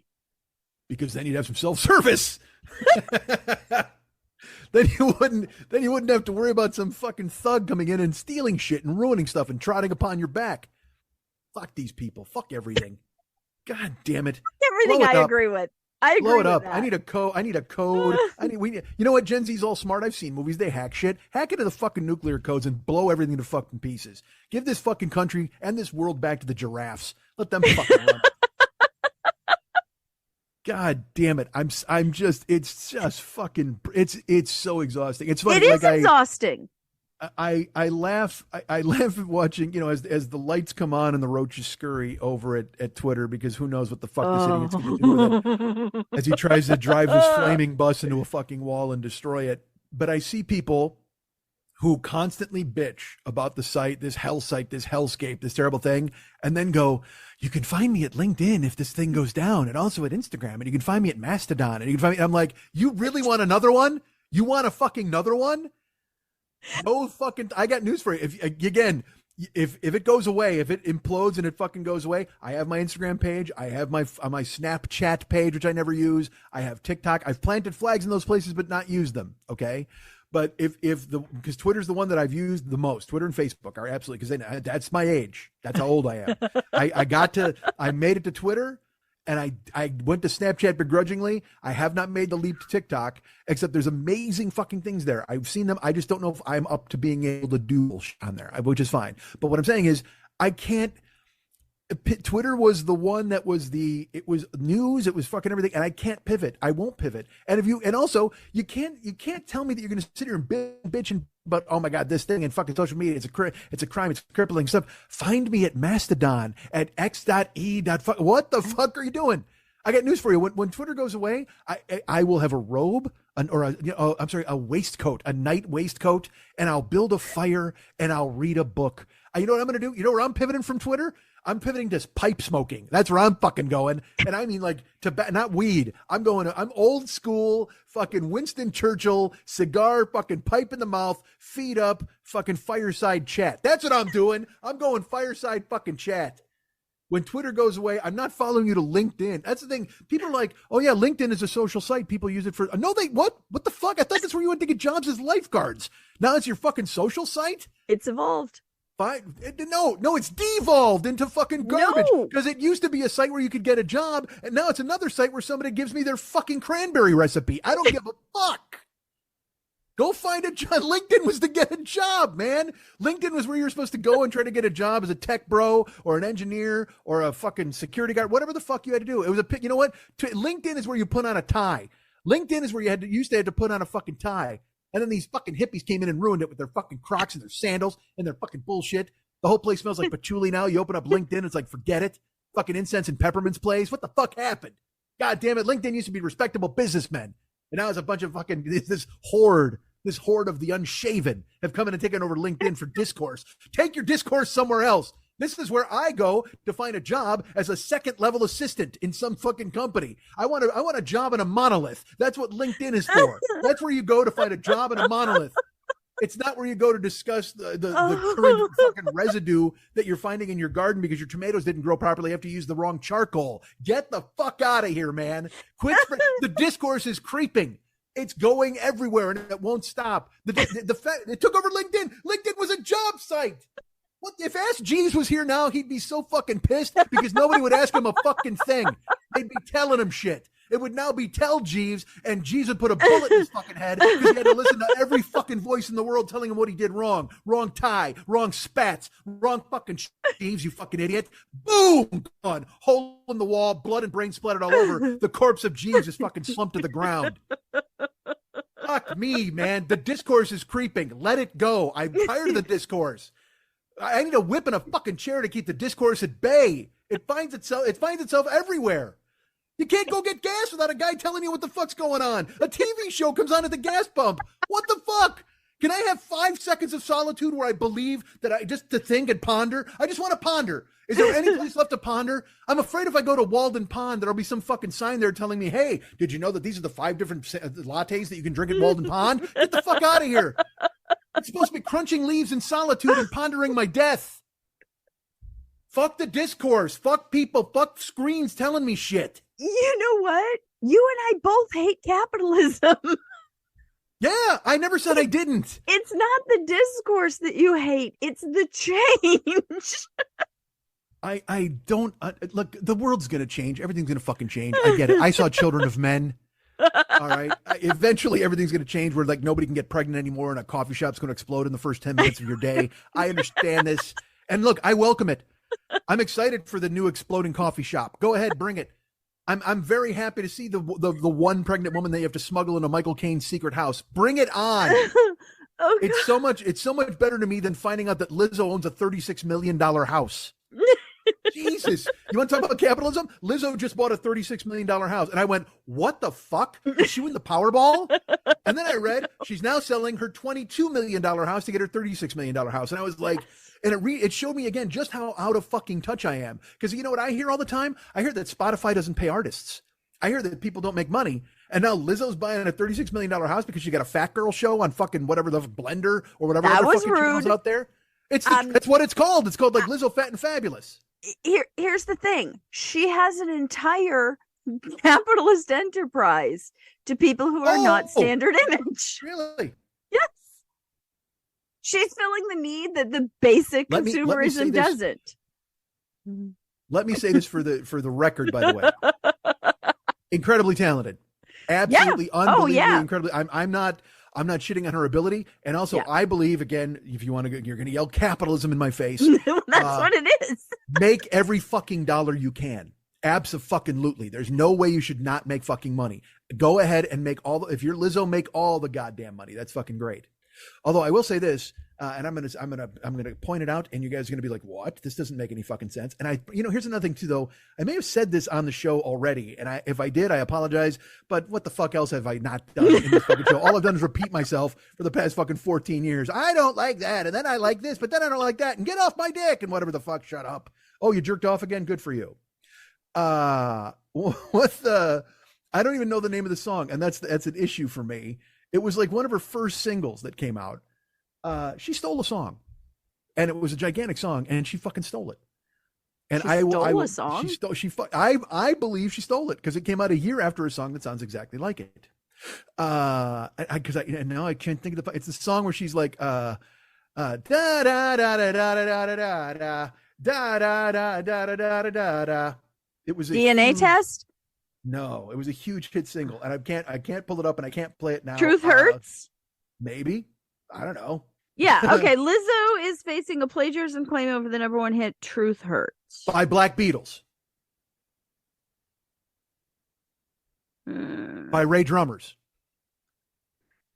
It better be. Jeremiah Jesse Saint and Yves Rothman penned a tune called "Healthy" in April of 2017. Not what I'm thinking. Okay. Boy, she stole a bunch of fucking songs. What the hell? Well, that's Truth Hurts. So let's see if there's another one. Look, there. All right. I can't believe that we're doing that. We were on a roll. We were talking. Everything was going well. And then now look what we're doing. We're Googling, trying to find songs. Oh, second artist has come forward with accusations over Truth Hurts, who came up with the iconic phrase. It's Ray Drummers. I'm done. It's literally a song called Black Beatles by Ray Drummers. Yeah, I'm seeing that one too. Now, I may have told, again, this happened like fucking 5 years ago, and I was driving heavy Uber at the time. I think I told the story on the show. I apologize. We're going to delve back into the past. I'm going to tell it again because you weren't here, so maybe it's new to you, Lily. I picked up like 4 girls on an Uber, and they, we were driving, whatever they were, and they were all super young and honestly like super cute. And when I say cute, look, they were very attractive young girls, probably 20. Maybe 18, but also they were cute in that they were so girly and fun. Like they were having fun and they're like, oh my God, like taking photos of themselves. And like, they were just having a ball. And I loved it. I mean, I never had, like I said, when I drove, my issues were with all the fucking grumps and people who were dicks and drunk people, all those people. Yeah. If someone got in the car and they were having fun or whatever, they wanted to listen to music. Like, as I've said before, the first time I ever heard the Harry Styles album, the solo album, was I picked up a woman in Sherman Oaks City, and she had to go to LAX at fucking 4:30 in the afternoon. So I was like, all right, we're going to be in for like an hour and a half. And she's like, that's okay. My flight's not till 8. I said, great. And then she goes, can I ask you a favor?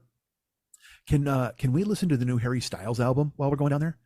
And I said, of course, because I, you know what, despite being an old, ancient, decrepit man, I love music and I love finding new music. And I love listening to stuff, discovering stuff that could be good or bad. And I wasn't, all I knew about Harry Styles, but he was in One Direction, I believe, with Zayn. Now I'll tell you this, you want to talk about Zayn, I can talk for 45 minutes, but Harry Styles is a mystery to me. So we listened to the album. We listened to the album the whole way, and it was fantastic. It was fucking unbelievable. And then I couldn't stop telling people. I told Mex about it. I told a million people. I'm just like, you have no idea how good this album is. Because it's like, by the third song, I was like, man, this kid really loved 70s music, didn't he? And she's like, yeah, wow. And there's a song that sounds like Nielsen. I mean, it's so good. The first album's so good. And since then, he's just been putting out banger after banger, as what you call Gen Z would say. I'm referring to an age period. That's it. That's all I'm referring to. I'm not trying to label people. Sounds like you're trying to fit in with them with your ironic "I love Dick" hat and your I'm "Hey impressed Gen Z." by them. You come in with your Buscemi skateboard. Hello, fellow kids. I'm impressed because I had to stand in front of abortion clinics. They get to like do petitions and not have to be out in the cold. You know, I mean, it's just different how we have decentralized activism in this country and made it accessible. So anyway, tell me more about the styles. Is there a breath you take that isn't invested in this? Like, do you just ever have a hot chocolate and go, I like TV? I do. I very much disengage when I disengage, but I also realize that, you know, there are bombs that went off in Poland today. There was a shooting again yesterday, and you know, the world doesn't change unless we change it. You know, my world doesn't change unless I change it. So I heard two people actually died in that. Yeah, in that it's tragic. Well, it's even more tragic because the only reason they were in that area is they were looking for the recipe for ice. So, don't come back. Don't leave. No, because again, we went over this earlier, and yeah. Do you want to talk about Dave Chappelle? Because that is a perfect into Dave Chappelle. No, you don't want to talk about it because it'll be bad. It won't go well. It won't. No, it won't. So that's where I heard about the Harry Styles albums. I was in the car going to and from, and then these girls were in the car, and whenever anybody would get in the car, I'd say, hey, look, you want to play your music, whatever you want to play is fine. Tell me. I have satellite radio like in any station, or you can plug in your own phone, whatever. And they're like, oh my God, well, you know, could you put on the hit station? And I put it on, and that song Truth Hurts came on by Lizzo. Okay. And that boy, he's a real kind of please, or whatever the fuck, I don't know. But and they sang it. All of them were in that like, and again, 4 17-year-old girls, but they're getting younger, by the way, every time I mention their age. I think they were 20, 18, possibly 17. These were 8-year-old girls. I picked up 4 8-year-old girls. And what's weird is like they were with their parents, and their parents got them all in the car, and I fucking floored it and took off. I said, see you later. I'll get them home safe. And the parents are just, where are you going? Because I don't want to talk to you ass fucks. I just, you know what? I like kids. Let them enjoy themselves. So I'm blazing through the street, and Lizzo is playing, and they're like, yeah, and they're singing that weird, you know how when kids sing and they're having fun. 20-year-olds are kids.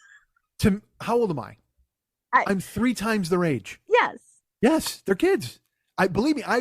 As we talked about earlier, I don't think of myself as 55. I don't think of myself as some. I've said this comparison many times. When I think of my age, I think of my Uncle Pudge, which, first of all, his name alone should let you know that he was 55. But he was wearing a short-sleeved button-down shirt and black socks with shorts, and he had a heater in his mouth, That's fucking hot. working a fucking lung dart, playing volleyball at my uncle's cookout. Yeah, just fucking working a heater, playing volleyball outside with a beer in one hand. You know, that's 55 to me. 55 is guys who will spend an hour talking about their lawn and trimming the edge of this and that, and you know what I mean, topiary bullshit. Unless you're fucking a groundskeeper at a fucking Major League Baseball park, you should not ever discuss a hedge. The fuck out of here. Hey man, you want to talk about bushes? No, I fucking do not. Not in politics, not on ladies, and not in your fucking yard. No, thank you. That's an anti-hat trick for bushes. No, thank you. But fuck, man, that's who they were. You know what I mean? They'd talk about aldermen and fucking, changing light bulbs and shit. I don't want to do any of that. That's all grown up shit. Fuck that. I don't want to deal with any of it. It's what grown-ups do. I'm not him, even though I'm old enough to be him. That's the thing. But again, the world is different because, like I said, at 55, he probably owned 2 houses. You know what I mean? He had a fucking wife. He raised a kid. He had my cousin Charlie. You know what I mean? So he was a family guy. It was all those dudes. But I'm nobody. I fucking missed the bus on that. the real life bus came and I was late for the fucking stop. Your life is real. It's different. Not like that though. Not when you were the kid, the one you were told. Again, I'm a Midwestern kid, all right, and, Yeah. and you're a Florida kid, but I'm up, also Midwestern. Right. My whole family came from the Midwest. Exactly, but you had a mom and dad, and you had sisters, and so you saw what a nuclear family was like. Not really, And so because because of the age difference. The age difference changed the reality of my family. Yeah, because you were so young. You were breaking up just briefly. Yeah, I was 12 years younger than most of my family and 7 years from my closest sibling. Yeah, so you came in. I was raised an only child. Yeah, you gravy trained at the end, Yeah. right? No, that makes sense. Yeah, because that's how I feel about my brothers. Like, the three, me and Lenny, and for my money, Glenn, we were only children. We were single parent children. Yeah. And I feel that Andy and Scott, because my stepdad Dan showed up, so they had a father figure in the house when they were young. You know what I mean? They were in 6th grade or whatever when he showed up. My sisters and I always say we had different childhoods, even though we grew up together. Yeah. Yeah, the different reality again. If dad's here or dad's not there, and all those sorts of things. Yeah. But that was, so when I was a kid, that was the aspirational goal, was you were going to buy a house, you were going to have the house, the nuclear family, the wife, the 2.3 kids, probably a drinking problem, and hopefully an affair. You know what I mean? Like, whatever. Do you feel like you missed out? Well, no, I got all those things. I just didn't. I didn't get the house to go with them. I didn't get the real prize. That's the problem. I didn't get the house and the kids, but I got the eating problem and the fucking the affairs. Good for me. So they're kids, as far as I'm concerned. If they're 20 or 18 or no, don't be sorry, or 17 or whatever the fuck, because I believe me, I would never say hello kids or treat them as children. I would never treat them as anything but equals, which might creep them the fuck out. Because I remember when if you were 17 or whatever, and I can't even look, if you're a 17-year-old girl, your life is hard enough. All right, you know what I mean? It's just. You're already being sexualized at that age, probably not only by the fucking weird boys your own age. Yeah, but the boys Oh yeah. And then every leering man on a train or a bus or in an Uber, you know what I mean? You got to be. So to see 4 girls be able to drop their guard and sing and have fun and not worry about, you know what I mean? Because it's cool. I love it. I love joy. I wanted to see, and they were joyfully singing Lizzo, and I kept my powder dry until I could ruin it. I was so excited. Well, because they sang the song and they're loving it, and it is a fantastic song. Truth Hurts is a brilliant song. Lizzo's a fantastic vocalist, wonderfully talented, and plays a mean fucking flute. She's so good at everything that she does. So I don't begrudge her $36 million house. Good for her. I think you do. I don't give a fuck. What the fuck do I care? Okay. It's not like I was the second bidder. You know what I mean? I don't give a shit. I wasn't in that fucking stratosphere.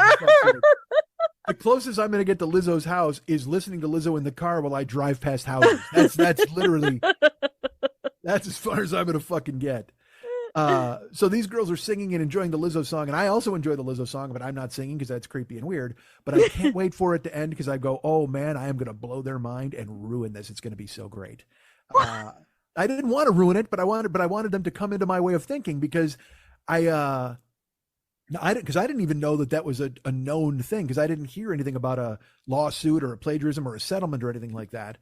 Because when I heard Black Beatles by Ray Drummers, I was like, holy fuck. Then, which is an amazing song. I love that song. And then her song came out like a year later, and I went, wait a minute, this is Black Beatles. Are you kidding me? So then they were in the car and they're singing that dee da da doodle little deep beep, whatever the fuck. They're having a good time. Having fun singing the song in my car. I don't know the words. Hamster dance now. The hamster dance. I remember the hamster dance. Oh my God. Mushroom. Is that one? Oh no, that's badger. Mushroom. That's that one. Do you remember that? Do you not remember that? I don't know. That's I'm early. still trying to keep from saying the name of the guy who did the lady who did the voice for Time, and the AOL guy's name, and Mr. Movie Phone's name, because that shit is stuck in my head. Oh yeah, you know those people. That's funny. Fuck. You should say them. I No, don't. I don't. Again, none of it matters. But I just thought about Movie Phone the other day because I was like, man, I wonder what's playing. And I'm like, oh God, I gotta go Welcome to online. Movie Phone. That guy. So they're getting to the end of this song. So the song ends, and they're like, and they just start talking, whatever. And I turn the music down, and I'm like, hey, guys, did you know that Lizzo stole that song?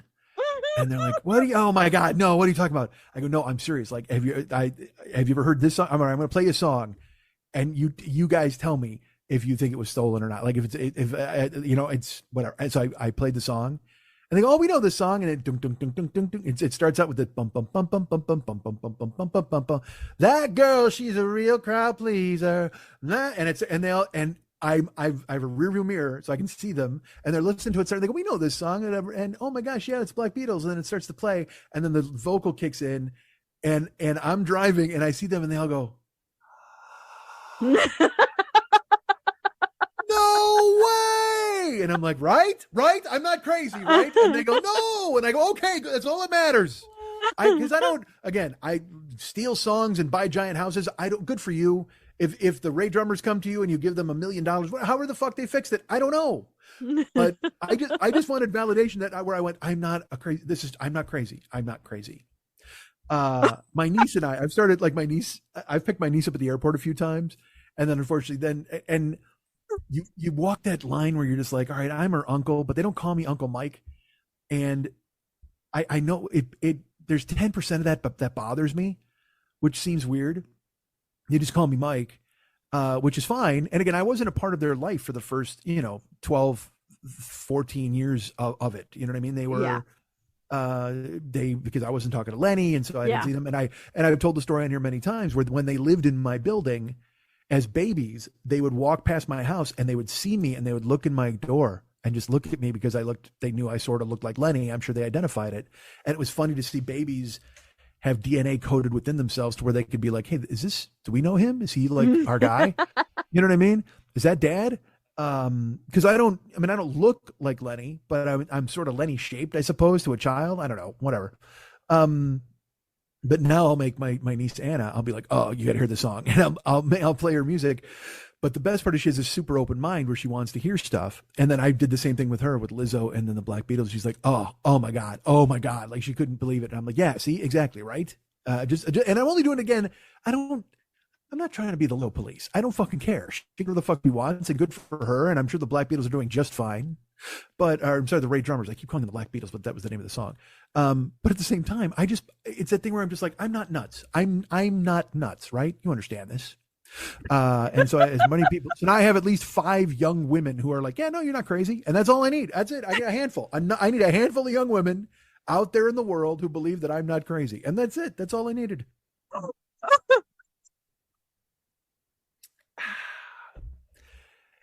When I was a child, you could call and find out the time. You would actually make a phone call. There was there was a thing called information. Mm-hmm. And it was 411, and you would call to get a phone number or something like that if you didn't want to look it up in your phone book. And actually, there was a charge for information, wasn't there? Wasn't there a charge to call information? I don't remember. I think it was an actual toll call. Like, I think it would wind up on your bill.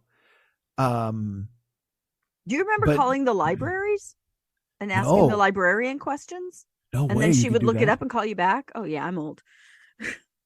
That's awesome. I didn't even realize that was a thing. I think you can still do it, but yeah. Let's try now. All right, let's do it. Yeah. Wow. So basically Google just ripped off librarians. They were just like, yeah, no, you don't have to call. Google is a librarian. You don't have to call. You just type in a thing and it pops up. Well, it is a centralized repository of information. No, I've been to Google. It's also a depository of information. I have trouble with words because I still have this fucking headache that won't go away. I hear you, but I'm just saying, believe me, anybody can deposit whatever the fuck they want there on there. You could look up and you could put in, like Mickey Mouse erection, and you'd go to DeviantArt and there'd be like a million things deposited on there with Mickey Mouse holding his fucking cock. You're like, great, that's fantastic. I don't understand it. What do you think of Wikipedia? All right, here's a dumb thing I did once. I gave Wikipedia money once, a billion years ago. Got to be.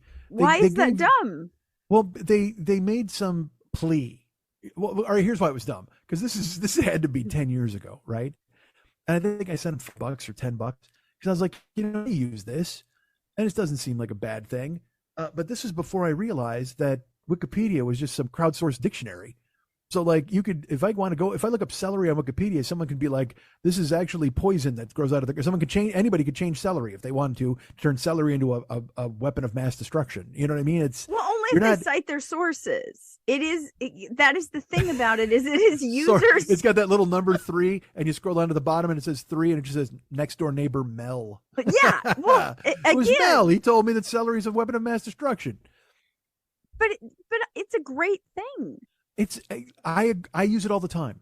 All right, I use Wikipedia all the time. And I think it's great that you donated so that they could pay for their servers. Well, I donated 1 million years ago, but here's my favorite thing. Like, I forget that I sent the money 1 million years ago, but it's brought rudely to my attention sometimes because I'll go to Wikipedia and out of nowhere, a paragraph will appear and it'll go, Mike, we have to talk to you.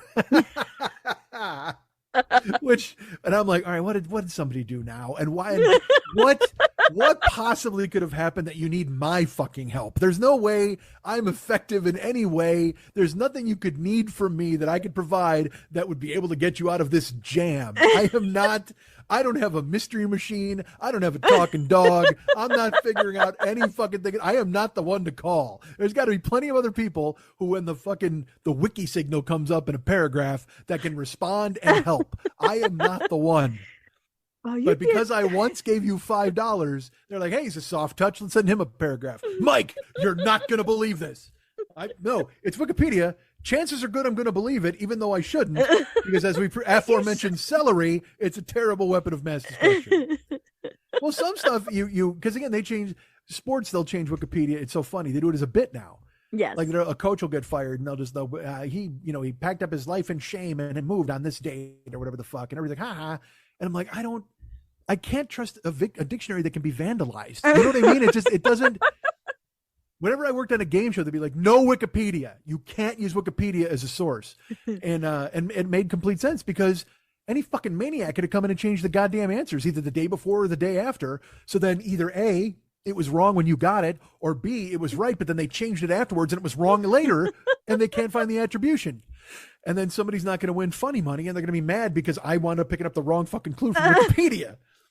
And it makes sense. But yeah, I don't think I can trust a living dictionary. I can't. But all dictionaries are living. They change over time. Fuck that. No, Noah Webster they add dictionary, new words. And that's it. But that's new real. words every year. The Webster family. The Webster family adds new words. Noah Webster the eighth goes in and goes, I got a new word for you. It's, fucking scrumptious. And he throws it in there and everybody's like, yeah, that's totally a word because it's the fucking Websters.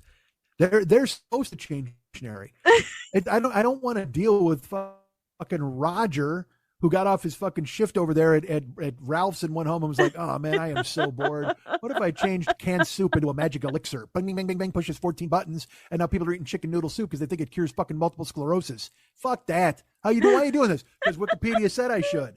Oh, well, I got a paragraph for you. Roger, we need your help. Please tell people more about soup that cures diseases.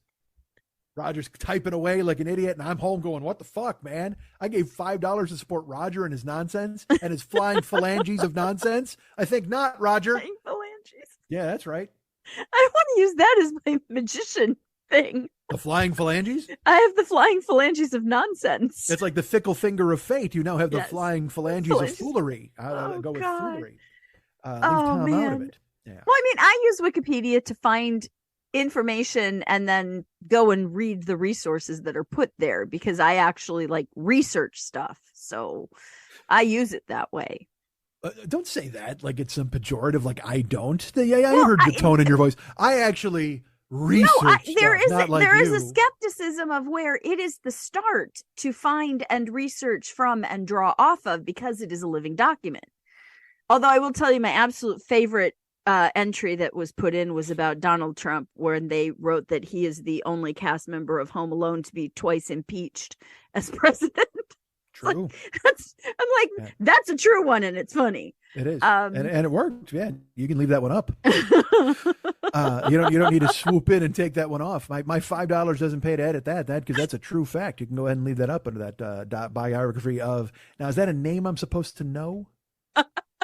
That person you just referenced, because it escapes me. I'm not sure who that might be. I don't know. I'm just waiting for the announcement today. No, there's no announcement today, and it doesn't matter. He will wriggle out of it, and nothing will ever happen. It's whatever. I've talked about it before. It doesn't It's all matter. about the grift. Yes, everything is. Everything is all about it. I need Val Dominguez and Beto O'Rourke to get more money. That'd be great. Let's give them some more money. How many Beto O'Rourke's what the fuck else is that guy going to lose? People going to get money. I don't fucking get it. You know what, Beto? Here's what I say. Time to roll down your sleeves. I think it's come. I think the time is upon us for you to finally roll down your sleeves, take your nose off of the grindstone. I think you've had more than enough time to reconnoiter back to the fact that you're never going to fucking win anything. That's not true. He's just never going to win when it's gerrymandered because of capitalism. Oh my Christ. You know who I would vote for over Beto O'Rourke? Gerrymander. I would vote for him. Beto O'Rourke is amazing. He's a fucking clown. He's amazing. Ridiculous. Sure. He's do more TikTok amazing. dances. Do another TikTok dance to try to draw up support. God damn it. I hate that guy. He is amazing in what he does. And you know what? I probably align with him politically on a lot of different things. He's not amazing. What does he do? He does nothing. He loses. He gets washed. That guy got fucking washed twice. You know what? Move out of Texas. Everybody else is. Go somewhere else. Go somewhere you can win. Go to fucking, I don't know, what's another place? Go to Wisconsin. No, you can't win there. Nobody can win there. I don't know. There's nowhere he can go at this point. Fucking Beto. Isn't his name like Benjamin? What the fuck? Do you want to talk about the results in politics or not? No. Okay, then. No, I want to make fun of it. I want to rip the shit out of it. Because because you know why? In another year or 6 months or whenever we have some recall ballot or some bullshit, we'll be doing the same shit again and talking about the same stuff over again. I don't think so.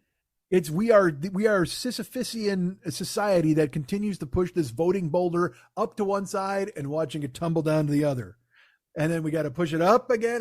We got to raise money. We got to send all this money to Georgia. We got to give all these people in. The boulder fell down again. I know we got to get money out of politics. And if we can get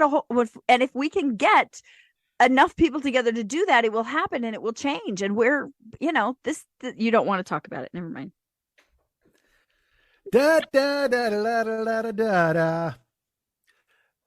I just can't. It's I understand completely. Foolishness. It is.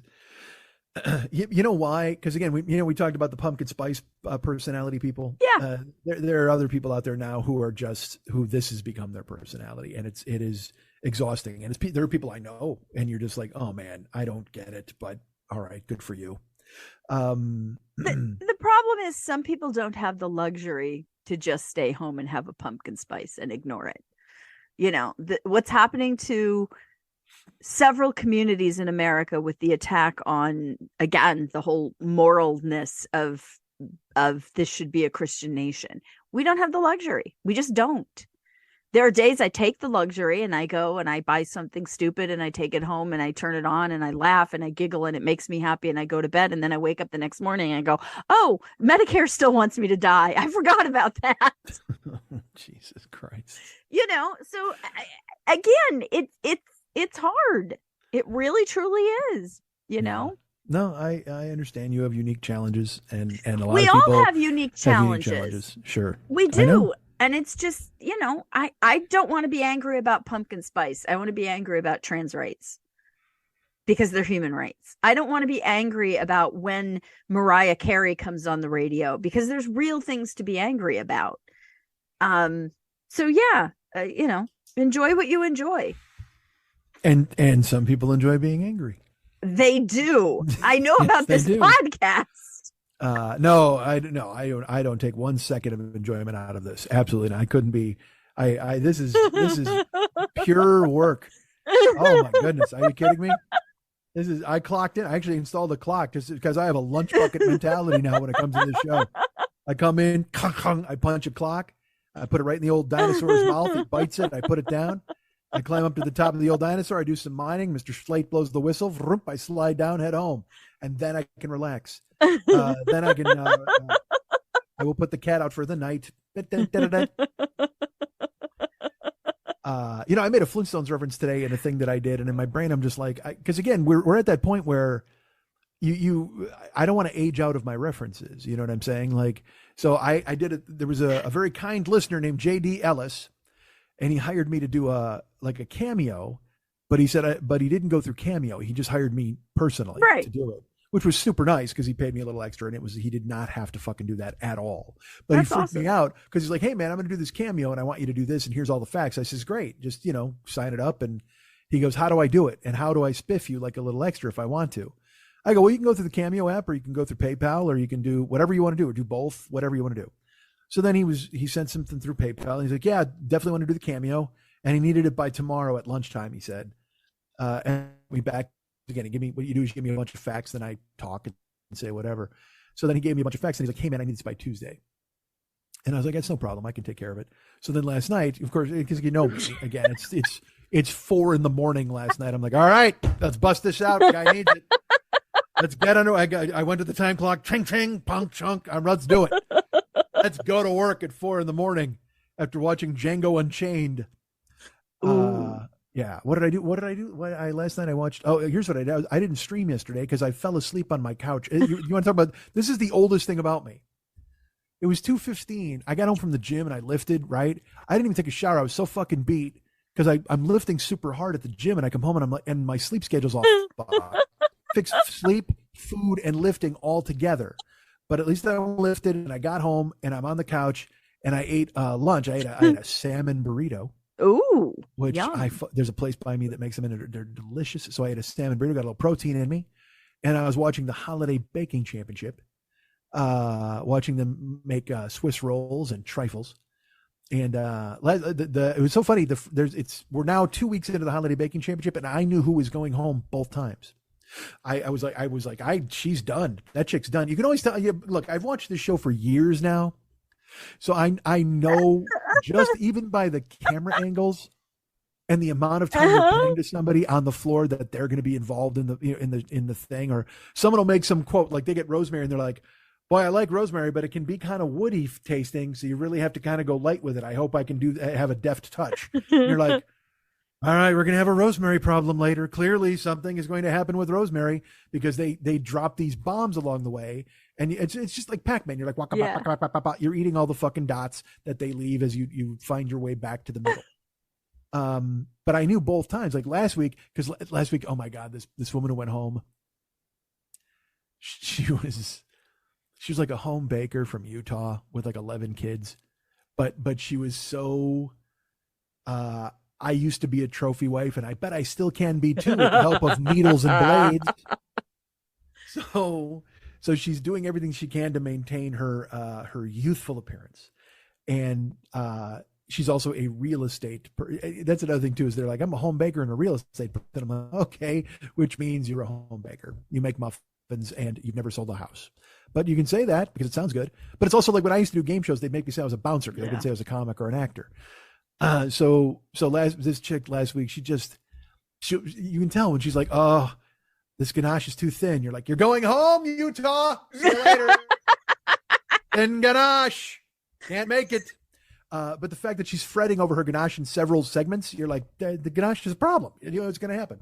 And last night, this poor girl, they had to use whatever the fuck. The first challenge was they had to use items out of a grocery bag that they blind chose, and they had to make a dessert featuring that Thanksgiving ingredient that isn't normally used in desserts, sort of. So like, cause some girl got lucky, she got a can of sweet potatoes. She's like, fuck, I can make 1 million sweet potatoes. But then this one dude took out a box of fucking instant mashed potatoes. And he's one of the 40 gay guys they have on the show. And he's like, oh my, I don't know what to do with a box of mashed potatoes. I'm like, I don't know, put them in your cake. What the fuck are you going to do with them? You know, yeah. Fake snow, sprinkle them on the top. But they always, That's another thing is, and I know these shows. I've written on shows like that, and I've been on shows because they encourage you to. They're like, you're on TV, so make sure you know you're on TV. So to see this guy fret over mashed potatoes, I was just like, oh, dude, come on, man. We know you're gonna make some. We know you know what you're gonna do. Don't pretend like it's this conundrum, like they handed you a bomb. It's not red wire, blue wire. It's potatoes and chocolate cake, whatever the fuck. But then the equivalent of red wire, blue wire happened. Because this cute little blondie, she's a lovely and a very accomplished pastry chef at an Italian restaurant in real life, but now she's here getting it done at the Holiday Baking Championship. She reaches into the bag and she pulls out sausage. Ooh, yeah, but like breakfast like sausage, you know what I mean, ground sausage.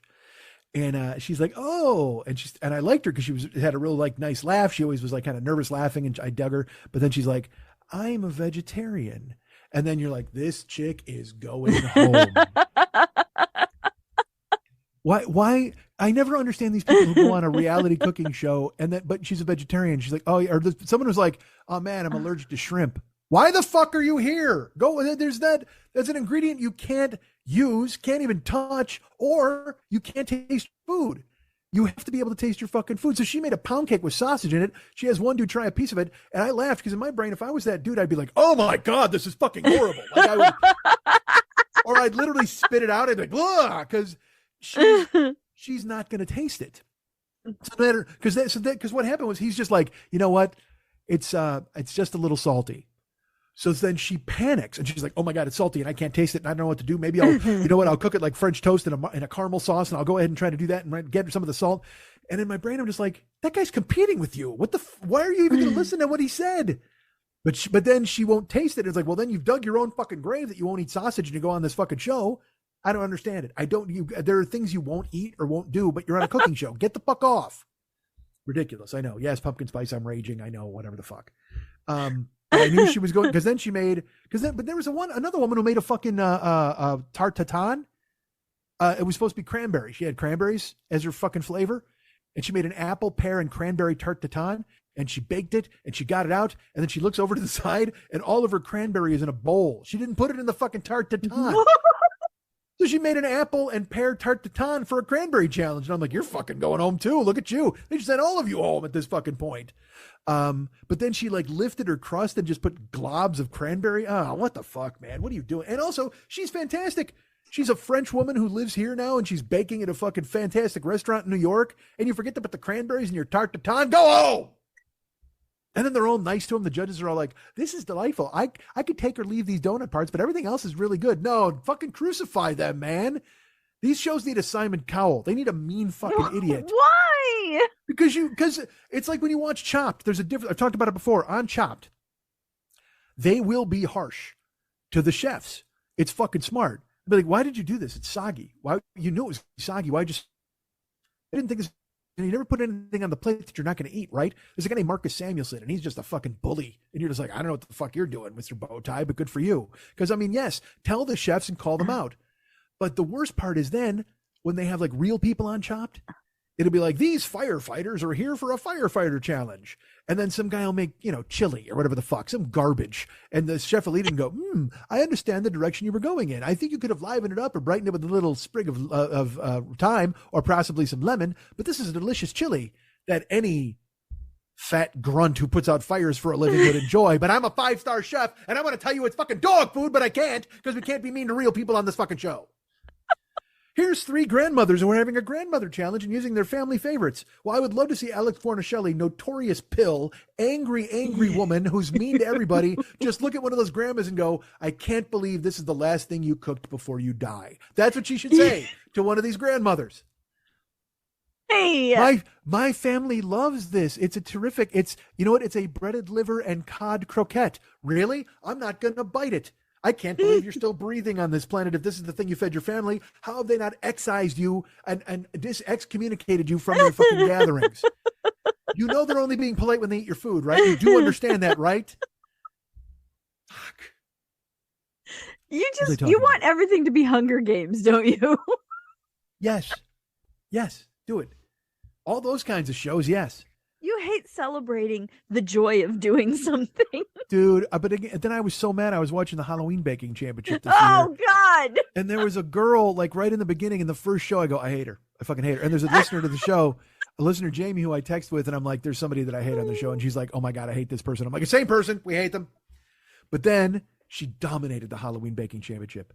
She was, because oftentimes, look, they start with like 12 and they whittle down to 3 for the final. And often everyone will stumble. Everyone will have a cake that doesn't rise. Everyone will have some sort of a thin ganache. Everyone will have something that doesn't work. This chick was a monolith. She just fucking destroyed. She didn't, and also there are people who will cry or they'll be sad. They'll be like, oh, I'm panicking. I don't know what to do. This woman was she was like she was the Terminator of baking championships, because everything she did was perfect. Everything she cooked was great. And also she knew it was just a fun television competition. Because those people are like, you know what, go big or go home. What the fuck are you talking about? You're making fucking pastry breadsticks. You go big or go home. What? Your mic cut out. Yourself. You're totally contradicting yourself. No, I'm not. You want a cutthroat show where there's no mediocrity, but at the same time, go big or go home is silly. No. You can go big or go home, but they all say the same. That's what I'm saying. They present themselves in their interview. Okay, how they're That's saying the it problem. in their interview. Yes, Okay. But I tweeted the coaching. I tweeted this once. It made me laugh because after every baking show, someone will lose and they'll go, "You haven't seen the last of me." And I was like, "Oh, rest assured, I have absolutely seen the last of you." It was bad enough I had to watch you make fucking Cherry's Jubilee for the past 2 weeks. Go home to your fucking Utah family and not sell real estate. Good for you. Fuck. You guys have not seen the last of me. No, clearly I have. The second that door closes and the last syllable comes out of your mouth, I will never think of you again. You are fucking gone from my memory. Oh God. How did I even get out of that shit? I don't even know. I don't know. But I again, certain shows I like to like, but then you have the Great British Bake Off, which is just filled with lovely people. And there's one judge who's like comically stern. He's not stern in a mean, over the top way. He just judges your food the way he should judge. This guy, Paul Hollywood, who by the way is a beautiful man. Paul Hollywood. It was funny. Yeah, Paul Hollywood. And it was funny. I talked about how good looking he was once, and my ex is just like, you think that guy's good looking? I'm like, yeah, look at him. It's fucking ridiculous. But then I Googled on Paul Hollywood, and he's on Great British Bake Off. And then he came to America to host a cooking show here with somebody, and he wound up fucking one of the chicks from Food Network when he had a wife in England. And I'm like, oh, Paul Hollywood. I literally was like, how do I know the name? That's how I know the name. I saw a TikTok about him. I guess I understand why you think he's good looking. Yeah, he's got like his eyes are ridiculous, and he's got the gray hair and the deep set eyes and the looking out from under the Well, also, I started watching him 8 years ago. So if you look at him 8 years ago when his hair wasn't super gray all the time, you're just like, well, that's it. And also let's put it this way. I think he's really good looking because also I'm sure there's some sort of envy for the fact that somebody who's extremely good in his field has made it to the top of his field and is rich and just getting all the money, donuts, and pussy he could possibly imagine. You know what I mean? Capitalism. So wow. I don't even know what to say to that. That's just nonsense. That doesn't even begin to describe. He's a guy who's successful and he gets money, donuts, and pussy. And now what does he do with it? He gets pussy other than the pussy that he committed to, because he's. But you can't blame capitalism for his shortcomings. You can't blame capitalism because he banged. And also, have you seen the chick from the Food Network? What about her? What is this? I'm teasing. I don't. Everybody should fuck everybody if as long as everyone's consenting and they're over 18 and they're having a good time. I don't care. And now we're back to libertarianism. Exactly. No, we're not. We're back to consent between adults. Consent between a baking judge and another baking judge. There you go. There was no consent on the person that was also participating but was left out. I'm sure he called her. I don't think he did from the TikTok. He probably, if she had picked up the phone, he would have cleared it with her. But he probably thought, you know what? She's going to be okay with it. I'm going to work this chick from the Food Network. That is never how that works. I don't know, man. I tell you what, I've heard Especially, I've heard that Gen Z is a lot more forgiving about this sort of thing. I understand that and I know that they is a blow against capitalism. You make fun of things you don't understand. I understand fucking Old everything. man, I understand it's get off fucking my dumb. yard. I'll shake my fist at fucking everybody, but it doesn't mean I don't fucking understand it. You will tell people to get off your lawn, but you will not listen to people tell you how to make your lawn better. That's what I have learned from this episode. Well, if you need to learn a deeper lesson, I'm 55 and I will never have a lawn. Well, Go ahead and realize that. Never, not once, not at all. Who am I, Uncle Pudge? Not fucking happening. Oh, fuck that. I have nothing. I've got not zero. True. You have a great sense of humor. Oh, isn't that fun? And you have gorgeous eyes and a apart. wonderful smile and a good heart down deep inside, Uncle Scrooge. I think you're an all awesome those things, person. and yet no health insurance. Well, and you're very nice. Thank you. And I think you're an awesome person. But you can have health insurance. No, I can't. I just paid $37 for a flu shot. Did you? I'm not caught up on taxes. I'm a year behind. So you haven't even filed them, even if you owe money, because you only have to file them. Oh no, dude, listen, I owe money. I owe a lot of but fucking you only money. have to file them. You don't have to have them current. This is completely true. Like I applied at Trader Joe's. All right, like because I had to pay. I just sent out $6,000 in tax money. Yeah. And then I had another expense that came up that kind of kicked me in the balls, and I'm scrambling. Like I was extremely happy JD Ellis stepped up and said, "Hey, you want to make some money to do this?" Of course I do. But I haven't filed. I think 20 and 21. Are they done yet? 21 I haven't filed, or 22. Those two. Have you completed them? No. Okay, because if you complete them and file them and just say "bill me later," you can. Yes, but then get insurance. But then my health insurance is $400 a month, and then that just is another thing. At least $400. You made that much money that your health insurance is $400 under. It's always that. It's never less than that. Okay. Well, I just don't make any money right now, unfortunately. So I guess I'm skewed that way. Well, look, I haven't made any money for 3 years or whatever the fuck, really, because the pandemic came along. Other than, but then you would qualify. It's all about how much money you claimed that you made, and that's where the system is. I claimed $1. I made $1, and then they're not going to give me health insurance if I claimed $1. You know why? Because they're like, that guy's not worth saving. You can't save that guy. I claimed $1. No, totally. You're in the machine at that point. Now they're like, you know what? This guy, he's worth more dead than alive. You should just grind him into protein blocks and feed the rest of the poor. Not honestly, true at all. Well, that's you and I are reading on different sites. Look, all I do is paperwork with the state of California because of healthcare and taxes and everything else.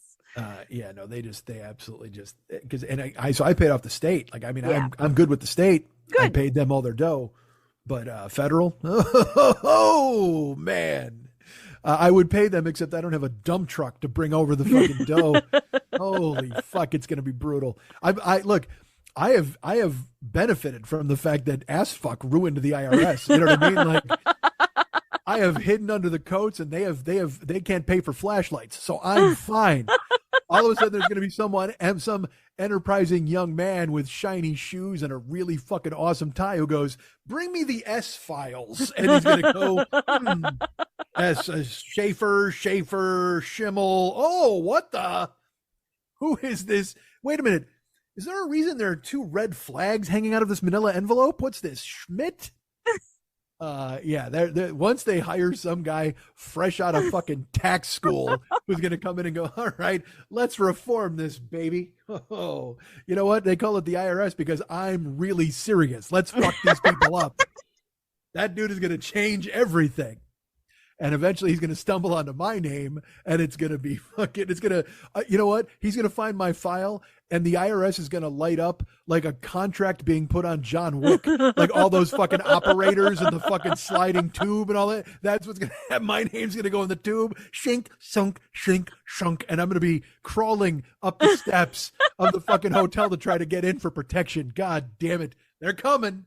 I know they're coming for me. Once they stop not chasing fucking everybody else, They're gonna wind up chasing me like some fucking TV preacher who's dodged a bullet forever. There was a fucking. Did you see that there's a show on Hulu about fucking Jerry Falwell's kid and his wife and her fucking the pool boy? Oh yes, that's been a story that's been quietly known for years. I've known the story for years. Yes, clearly. Yeah. I've known this. I knew the story when he was endorsing Fuckhead. I've known this story. Yeah. He's a bad fucking guy and he likes to watch his wife get fucked. I've known this for a very long time. My point is, why make a fucking show about it? And so then it went around social media. People were like, "Oh my God, you're not going to believe this. Oh my God, you can't." No, I believe it. I believe everything about it.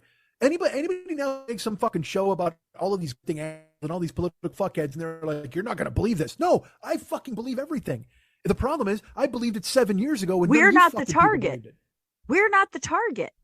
I just told you at the IRS, I am clearly the target. There's no doubt. The reason that those movies are made is to once again expose the stuff that's going on so that the people are there that can open up their eyes and escape. You know what? And also his wife was highly railable. I don't think there's any doubt about it. Like I told you. So glad you have an opinion on that. But I got a fucking switch in my head that, you know what? Because it's the whole attitude of being willing, like that sort of thing. And the way the guy tells the story where she like came up to him at the pool and she's like, "Would you want to like come to my room and I'll suck your cock and my husband will watch? I know it seems kind of weird or whatever." Like that's tremendously hot. If you're a dude, you're just like, "Yeah, fuck yeah, let's go. This will be fucking sweet." That is hot. And that is okay. And it should be okay, except it's being hidden to grift people out of money. But it's always like I told you, I got a soft spot in my head for the fucking wing nuts. I don't know what the fuck it is. Like I told you, Marjorie Taylor Greene, I forget it. I wouldn't even think twice. And I would CrossFit the shit out of that chick. And I know it's wrong and stupid and whatever the fuck. And is she destroying the planet? She is, yes. But if there's a way I could keep her busy for a couple hours, wouldn't you fucking consider me a good guy? If I kept her off the floor, if I kept her off the house floor, all right? She can be on any other floor she wants with me, but if I kept her off the house floor for a couple hours, am I not an American hero? Like Lauren fucking Boebert, if I spent an afternoon untying the knots on her thigh holster, would that really bother anybody? Wouldn't I be a fucking kid? I don't know. Well, look, that was their whole appeal in the first place. You know what I mean? They ran them because they're fucking dirty hot. You know what I mean? So they're like, and guys are just like, yeah, guys who vote with their dicks are like, oh, of course, I want that weird trolling chick in there as her husband shows his cock to young girls in a fucking country bar or whatever the fuck he did. And that happens. And that happened. And I love that people are just like, man, people make mistakes. Oh, do they? Do they make mistakes with their dick in their hand and fucking force 17-year-olds around? Get the fuck out of here. That's not a mistake you get to come back from. There's no bounce back. Quit telling me that he's like, you know what? He's a different guy now. Yeah, he is. He's fucking 10 years older and can't go to school zones. That's what's fucking different about him. I'm supposed to like think that and again, then they become these moralistic assholes who are like, oh, they, blah, blah, blah, and they spout moralism and bullshit in the Bible and garbage. And you're like, this guy's fucking helicoptering his dick in front of fucking cheerleaders, you fucks. And that's all. Again, same thing in Georgia with this fucking Herschel Walker ass fuck. The thing he said, he did a thing yesterday about how Raphael Warnock won't take care of his kids. And I'm like, does nobody stop this guy? Does nobody grab him and go, shut the fuck up? They should lock him. You know what they should do? They should call a press conference every fucking rally for Herschel Walker. He shouldn't be there. They should just run his highlights from the NFL in Georgia. That's the only thing people are voting for. Nobody's voting for that fucking empty-headed clown. He is a fucking... He is a mouth breather of the highest order. Oh, you love him? No, they're voting for him because exactly who he is. And that's the sad part here. They're voting for him because they vote for who they're told to. And Bill the Butcher had a great line in fucking Gangs of New York. Yes, I know it's Danny Day-Lewis. Yes, I know it's not Bill the Butcher, but he goes, you know what? He's talking about the Irish getting off the boats, and he goes, they're not from this country. My dad fought for this country. These fucking people who vote for who their fucking king in the pointy hat tells them to vote for as he sits up on high. And that's kind of like the modern day certain parties. People are told, Republicans are told who to fucking vote for, and then they just fucking do. They do it either to trigger the libs and make them mad, or they do it because, we want a fucking guy who's like, what does he stand for? Is he even against anything? He's not against anything. He'll say he's against proper grammar. I know that. He's clearly against speaking in complete sentences. There's no doubt about that.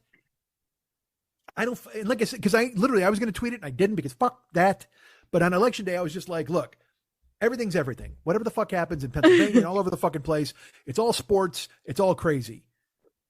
But if fucking Herschel Walker wins, nobody gets out alive. Nobody. It's just that's the dumbest fucking thing in the world. If anybody votes, and then it's this crazy runoff where like now they finished like within 10 votes of one another, and I think Warnock led by 10 votes, and all 10 of those votes, illegitimate children of Herschel Walker. Shockingly enough, they were. That's what gave him the margin. Unfortunately, he didn't knock up enough chicks and have enough illegitimate kids to have them without of the margin of error. Fuck me. Oh, fuck.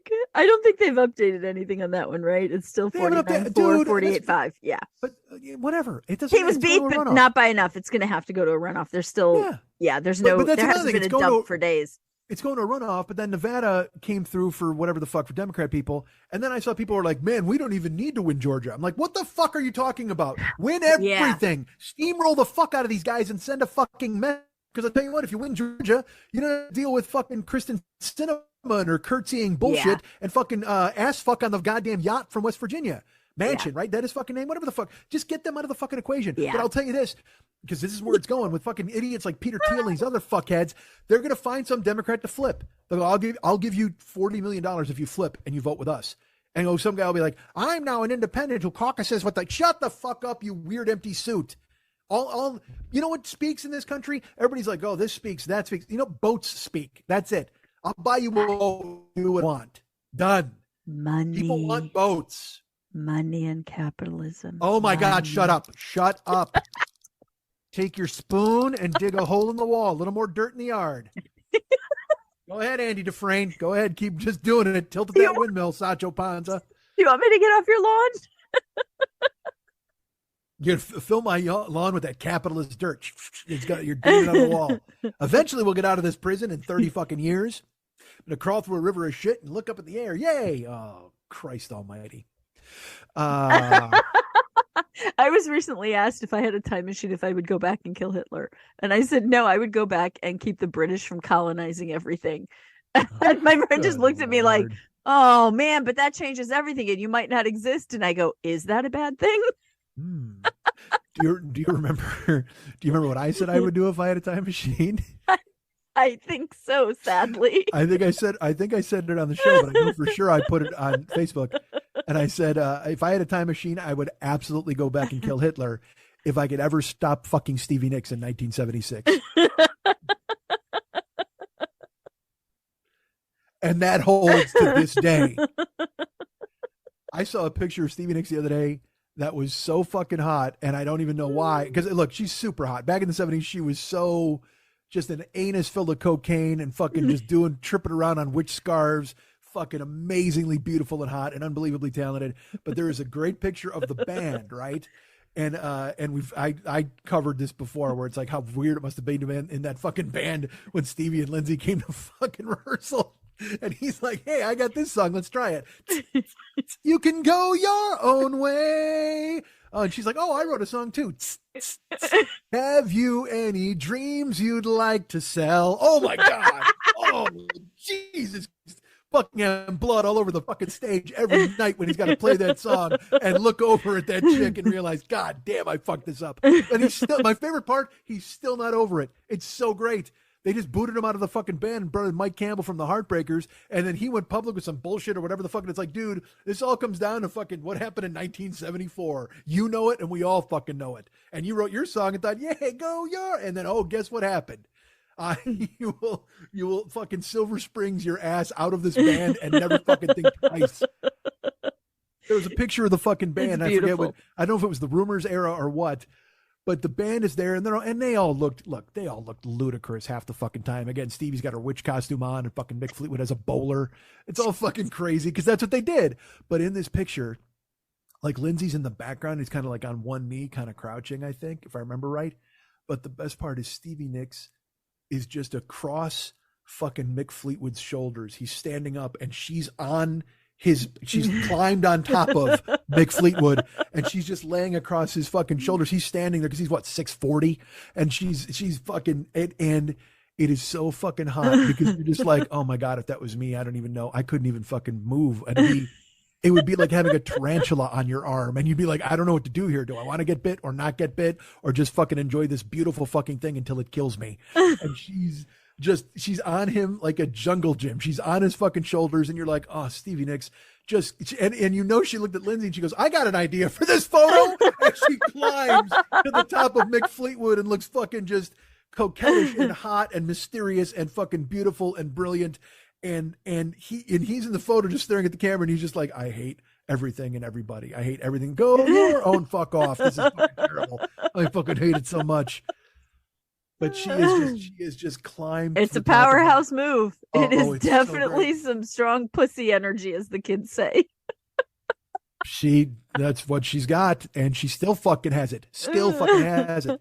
I might go see. She's coming here next year. I've never seen her solo, and her and Billy Joel are playing SoFi. I think I'm going. I gotta go. I've never seen Billy Joel, so like I gotta go. I know both of them are wonderful.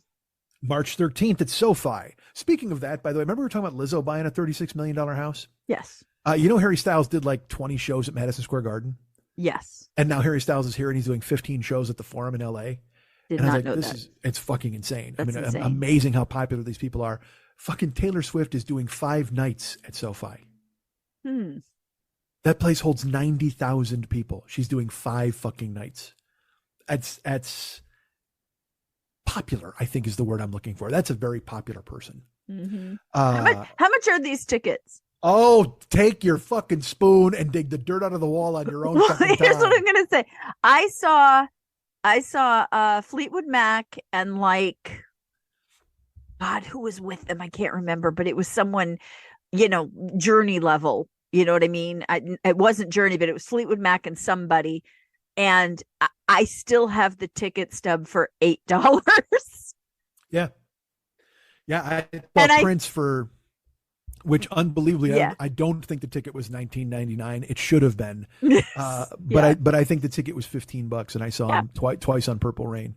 I have all those ticket stubs from way back when, and I just laugh when I go, man, they used to do these amazing stadium tours with, at one point I remember seeing like, I don't know, 5 amazing bands at one of the festivals for $14. And I'm just like, I bought every shirt from every band for like $8 each. Yeah.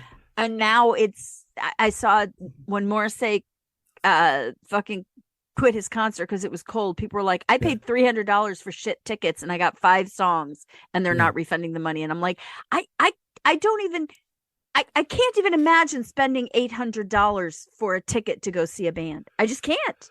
But if you have it, you pay it. That's all. It's just capitalism. It's literally, oh my fucking Christ. But the reality is entertainment is priced out of the average person's ability to even see it anymore. Well, that's why TVs are so cheap now. Stay home and fucking watch a show. That's all I can do. You grub. But festivals are not accessible for me anyway in a wheelchair. So whatever. Well, I don't want to go to a fucking festival anyway. Did you see Woodstock 99, the documentary on that? You're just ankle deep in shit and you're watching people set fires. That wasn't a festival. That and Firefly were just capitalism. They were just. I can do that in downtown LA. I watch people stand ankle deep in shit and set fires. I can do that right there. The only problem is I don't have Limp Bizkit telling me to break some shit. That was a horrible documentary. It was just awful. Everything about it was just the exploitation of everyone involved. Yes. It was horrible. I've talked about it on here because I didn't watch I don't think I watched the HBO one. I watched the Netflix one. So the very fact that to this day they're still trying to blame the bands is the fucking funniest thing in the world. Cause like you essentially put people in the Stanford prison experiment and with bands and you think it was the band's fault that these people freaked the fuck out. They're literally sleeping on hot asphalt in 100-degree weather. You have 4 toilets for 400,000 people. And I will say this, so this made me laugh. They said, "Oh my God, bottles of water are $8." You go to a Dodger game right now, it's $12 for a souvenir cup Coke. I mean, so if you're like $8 bottle of water, that sounds fine to me. I'd be happy to do it. But it makes me laugh that those were the prices that they were rioting over in 1994. It's awful. My favorite thing of the entire documentary is those fuckheads. The guy from Woodstock who was like, everything is beautiful. And then the other idiot who's just like, I want every dime these kids have. You know what I mean? And those two teamed up to put on a festival. So he had the one dude he's putting up bands and shit, but also he's picking the bands of the moment. And all the bands of the moment are like, hey, fuck the guy with all the money. Like literally that's their whole message. Let's fucking ruin everything. And also grab a bunch of chicks and take their shirts off. I mean, it was just so a weird brutal. Time. So brutal. So then you whip these people into a frenzy by booking those bands. Now I'm not blaming the bands. You also, these people are a product of the environment that you put them in. But my favorite part of the entire documentary is the fucking Chili Peppers around to close it. Yeah. There were all these rumors that Prince was going to close it. There were all these rumors there was going to be other big bands. People didn't know the Chili Peppers were the closing band. So the Chili Peppers are out there playing, and all of a sudden a fire starts like in the distance, and they can see it, right? And so they're still playing, and then like another fire starts, and then they stop the show. Just brutal. So they stop the show, and they bring the Chili Peppers backstage, and the fucking capitalist guy, yes, that's right, I'll use your word. The money guy goes to them, and he goes, hey, you guys got to do something. And the Chili Peppers like, what the fuck are you talking about? And they're like, you got to go do us a favor. Like, get out there and calm them down. Like, tell them they got to calm down. Please go back out there. And he's like, they've set fires. There are fires in the distance. Like, what the fuck? And they're like, no, but do us a favor. Like, we're quelling that. And they're not listening to our announcements. If you guys go back on stage, they'll get into you. And if you guys calm them down, that'd be great. And the Chili Peppers are like, all right. And they go back on stage naked. And they look at one another and they go, what do we do? All right. And Flea's like, all right, 1, 2, down, down, down, down. They play Fire by Jimi Hendrix because fuck you, guy with all the money. You don't ask rock stars to go behave and fix the situation that you fucking created. I know people who hate the Red Hot Chili Peppers. I know people who think that their fucking music is whatever the fuck and they don't care for them. And I understand that and I can see it, whatever the fuck, taste is taste. And but you always forever have to respect them as fucking men and rock stars because they were like, fuck you. And they were like, all right, you want us to go back out there? And they played Fire while the place burned the fuck down. It was fucking gorgeous. That's perfect. It was just like, fuck you. Why are we cleaning up your mess? And then when they finally finish, everybody's waiting for the big band that was rumored to come out and they didn't. So they go, well, let's burn the rest of this shit. Sounds like a pretty good idea. Fucking stealing merch and running around. And again, like I said, 23 brutal. Years later, they're still blaming the bands. I'm like, get the fuck out of here, you idiots. Because again, Woodstock was about love and peace. This was about capitalism. There was no ifs, ands, or buts about it. Fuck off. I was drinking water and I almost spit it out. My God. You've got to stop. True. I think the kids say, it's funny. I always say, like, get off my lawn. Conversely, you have to go touch grass, as the kids say today. Jesus, disconnect yourself. Pull yourself out of the Matrix pod and go out and have a steak with Joe Pantoliano. Jesus Christ. Here's the thing, Mike. You can't change reality until you understand what's wrong with it. And a lot of people don't want to deal with what's wrong in our country. They want to argue and rearrange the chairs on the Titanic. And they do want to sit and play Fire by Jimi Hendrix rather than save the people around them. And the problem is we are past the point of being able to actually save people. Yes. So watch it just go clockwise. I don't want to die. Well, you're not going to die. Like I said, you're cool out in your house, have some Hostess pies, watch some awesome movies, until I don't have money to love. Pay for rent or get a wheelchair or do the things I need. I have friends raising money right now to get devices so that they can continue to work because Medicare doesn't cover it. What? There are so many things wrong in this world that need to be fixed. And the core basis is that people don't care about other people's actual needs. Are you they friends care with Iron about Man? Their wants. No. Who's building a device so they can continue to work? I need an exo heart. You must attach it to my breastplate so I can continue. I can't use a regular mouse anymore. I have to go back to a trackball because 3 of my fingers don't work. Well, here's what I say. You have 2 that still work. Isn't that a lovely way to look at things? And quite frankly, if you bring in the other hand, we're talking about 7. We got 7 digits that are still operating. These other 3 took a hike and good for them. Should I go back to the matchstick factory now? Till I get phosphorus poison and die? Crazy, weird, like. I said, should I go back to the matchstick factory until I get phosphorus poisoning and die? Should I head over to the, whatever, where they can still use cripples? Well, I'll tell you what, Just- from what I understand, the slaughterhouses are hiring because they just had like 14-year-old boys who fucking passed out from chemicals because they were working at night from 11 to 5 a.m. and then going to school the next day. They hired these boys to come in and clean the floor. Of course it is. Brutal. And it is Yes. exploitation of humanity and the earth. Yes, the world is a porcupine and you don't want to touch it. You just don't want to. It just is. It's pointy and sharp. I want it better when I leave than it was when I got here. And I don't think most people feel that way. I'm trashing this whole fucking thing on the way out. I watched all the cryptocurrency stuff that's happening right now and the stories of people who are still buying cryptocurrency when people are like, you're basically buying nothing and hoping that you'll make money on nothing. Do you not even see that they're selling you a Brooklyn Bridge? And people are like, this is the greatest thing ever. Twitter has lost its value for everyone involved, and he has ruined an entire ecosphere of technology. I mean, it's brutal. You can't protect people from themselves. These crypto idiots. I have a friend who is heavy into crypto and literally has a show about it. And I laugh because I want to go on there and just go, all right, explain it to me. I just literally tell me what's happening. Because from what I saw this week, again, we know it's a house of cards, but now it's a house of cards and but with none of the kings and diamonds. You know what I mean? Like literally all the diamonds and clubs are gone. So now you're trying to build a house of cards out of just fucking spades and hearts. But they continue to pump the money. Hey, look, did I buy something? I did. I've talked about it on the show, I think. Last year in the fall, I was talking to a friend, and I have a friend who deals with it. A different friend than the one I just talked about. He is not your friend if he told you to buy cryptocurrency. No. He never tell friends to do that. Never told me to buy anything. But he talked about his experiences. Yeah. And he was like, yeah, man, I've completely bottomed out. He goes, but then also I've a few times I've made 10 times what I put in. And did he take it out? It's super volatile. No, you just that's the whole deal. It's like what day traders do. You just move it over here, you move it over there. That's his gig. That's what he does.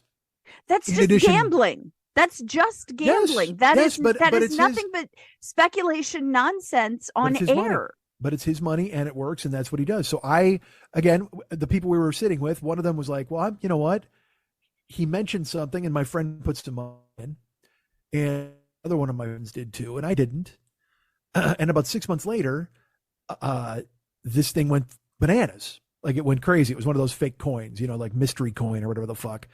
And I texted my friend because I knew he had bought some.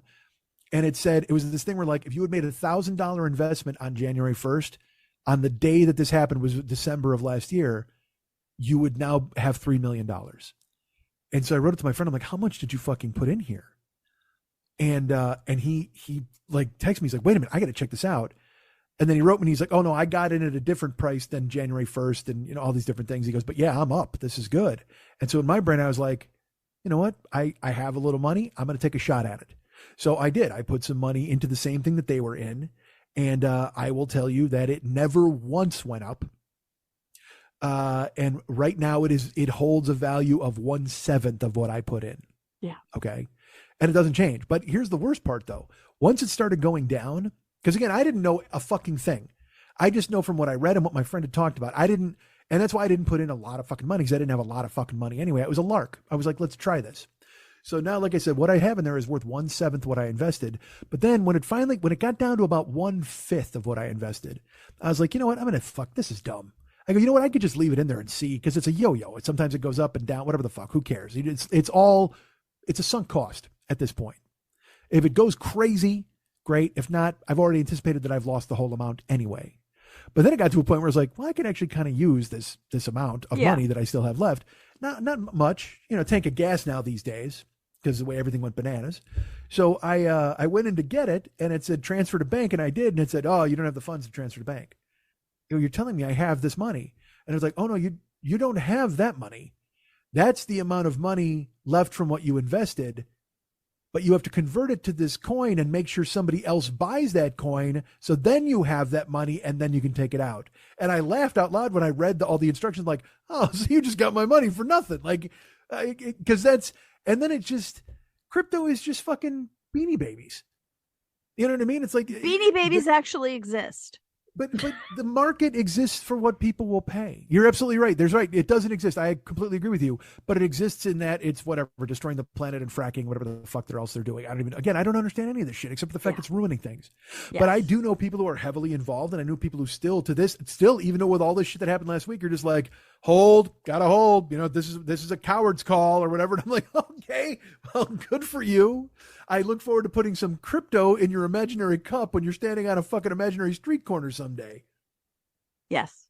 I don't know. Whatever. And again, this whole world's a magic trick. You know what? It just is. But it didn't have to be. And it doesn't have to be. Let me ask you this. Let me stop you right there. What? Let me stop you right there. Lily, what made it that way? I don't know. What? I thought you'd have an answer locked. Oh, wait, capitalism. Oh, my God. Woo. I thought for a second there that you had turned the corner. You'd turned over a new leaf and you had found a different boogeyman. But instead, thankfully, your boogeyman came back fully realized, and I'm very excited. The thing is, it's not a boogeyman. Oh, Jesus. The thing is, it's not a boogeyman. Again, you talk about capitalism like it's some fucking guy in a suit with dollar signs all over it. Yeah, with a handlebar mustache. No, it's a system of oppression, is what it really is. It's a system of oppression. Okay, Biko.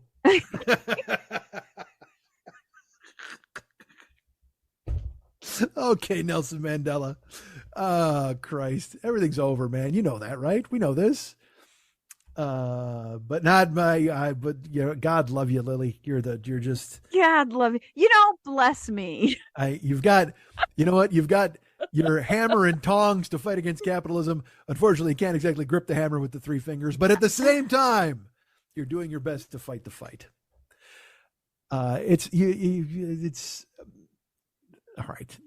It's nonsense. It's all such a. It's a privilege to be able to call it nonsense. I shared a post that I put out in 2016 where I said, if you don't believe that rights will be lost, you're not paying attention. And I saw it yesterday. I just shared it and I went, yeah, Roe and Dobbs are gone. They're coming to make Christianity. If you didn't see this coming, it was because you wanted it to come. And that's literally the two options at this point.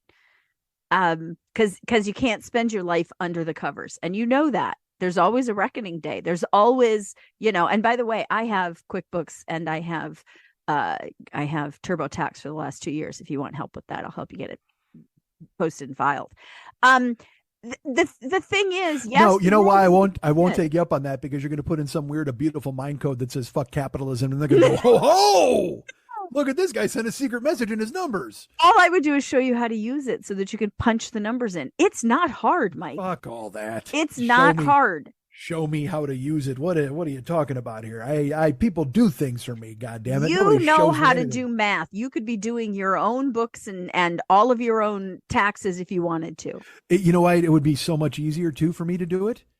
Because I only claim $1. You're a dick.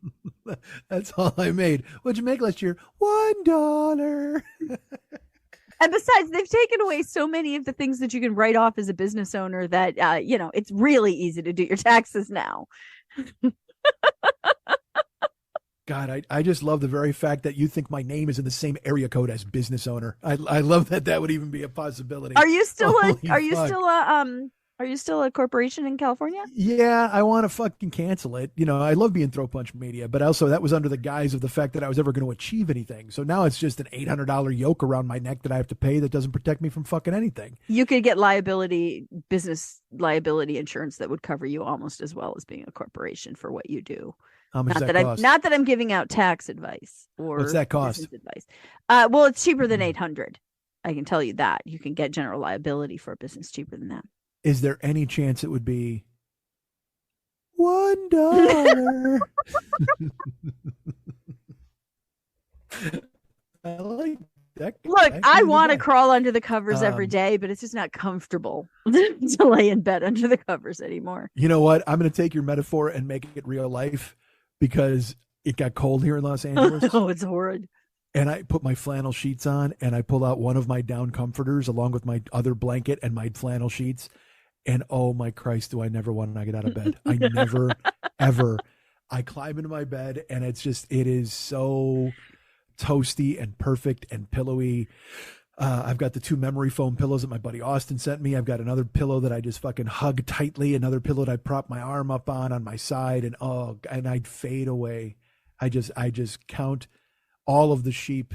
And you know, it's funny, I count the sheep and they actually climb into this warm bed, and it's like, we couldn't possibly jump a fence, because I love when it gets this kind of weather in Los Angeles. And when I say cold, by the way, it just started snowing in Chicago, where so when I tell you it's 45 degrees here, I know you're like, fuck you. And I understand that, but at night at 45 degrees, it's very chilly here. It's so cold. But goddamn, I have, you know, it's funny because I have a down comforter, but I have a blanket my brother sent me from Korea, and I have 2 other down comforters. I have a blanket a listener made me, and another blanket a listener sent me. Oh my God. I have a quilt that, who was it? Was it Catherine who sent it to me? I think it was. Would you stop sending him stuff he can hide under? No, enabling. I need You're all of the enabling covers. him. That's fine. They all know it's important. That's what they need. I'm just gonna eventually. I'll just do this show from just like a pile of cover. I'm just gonna Princess and Pea the shit out of this goddamn show. I'll be at the bottom and try to find me. We'll put video out of that. There's just a mouth coming out of a crack and a microphone hanging from the ceiling. Oh, Lord. All right. I have kept you a long time today. I can imagine that your back is hurting and you've got. It is. How is your family doing? Is everybody good right now? I know your brothers and some stuff was happening. Everything okay? No, things are all, you know, I mean, it's always a fucking coin flip. I mean, there's one brother I will never speak with again. And then there's other brothers who got other stuff going on. And my stepdad just broke his elbow. And I mean, it's all sorts of stuff. Yeah, exactly. Yeah. But weirdly enough, he broke it in a wrestling match. So that was 82 years old. He just got into a scrum with somebody. Why you kids today? Was it professional or on the street? It was amateur. It was funny. Well, first of all, I got to say this. I don't think I'm supposed to talk about it. Oh, well, we'll stop. That's the first rule. I believe the first rule is that I'm not supposed to talk about it. And the second rule also is I am not supposed to talk about it. So put it on a shelf. I will thank you for helping me this week. I appreciate it. It's always good talking with you. You got to get on the rack and get stretched. I'm sure I've ruined your back. But thank you. It's just life. It's just the way it is. You know what I blame for your back injury? Yes, I know. What would it be? Capitalism. Oh my goodness. Love you. We'll see you next week. I love you too, Mike.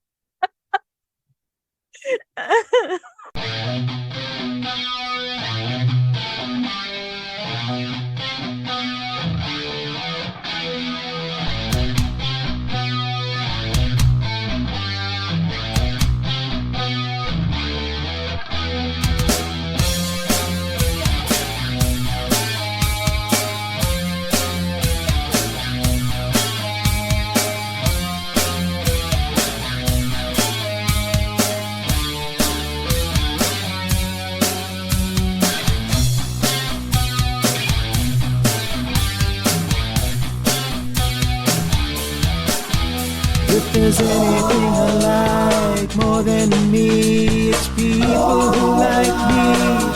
I love me, but if you love me, I love you. 'Cause you know why, we both love me. How great am I? Let's talk about that for a while, and by a while, I mean forever.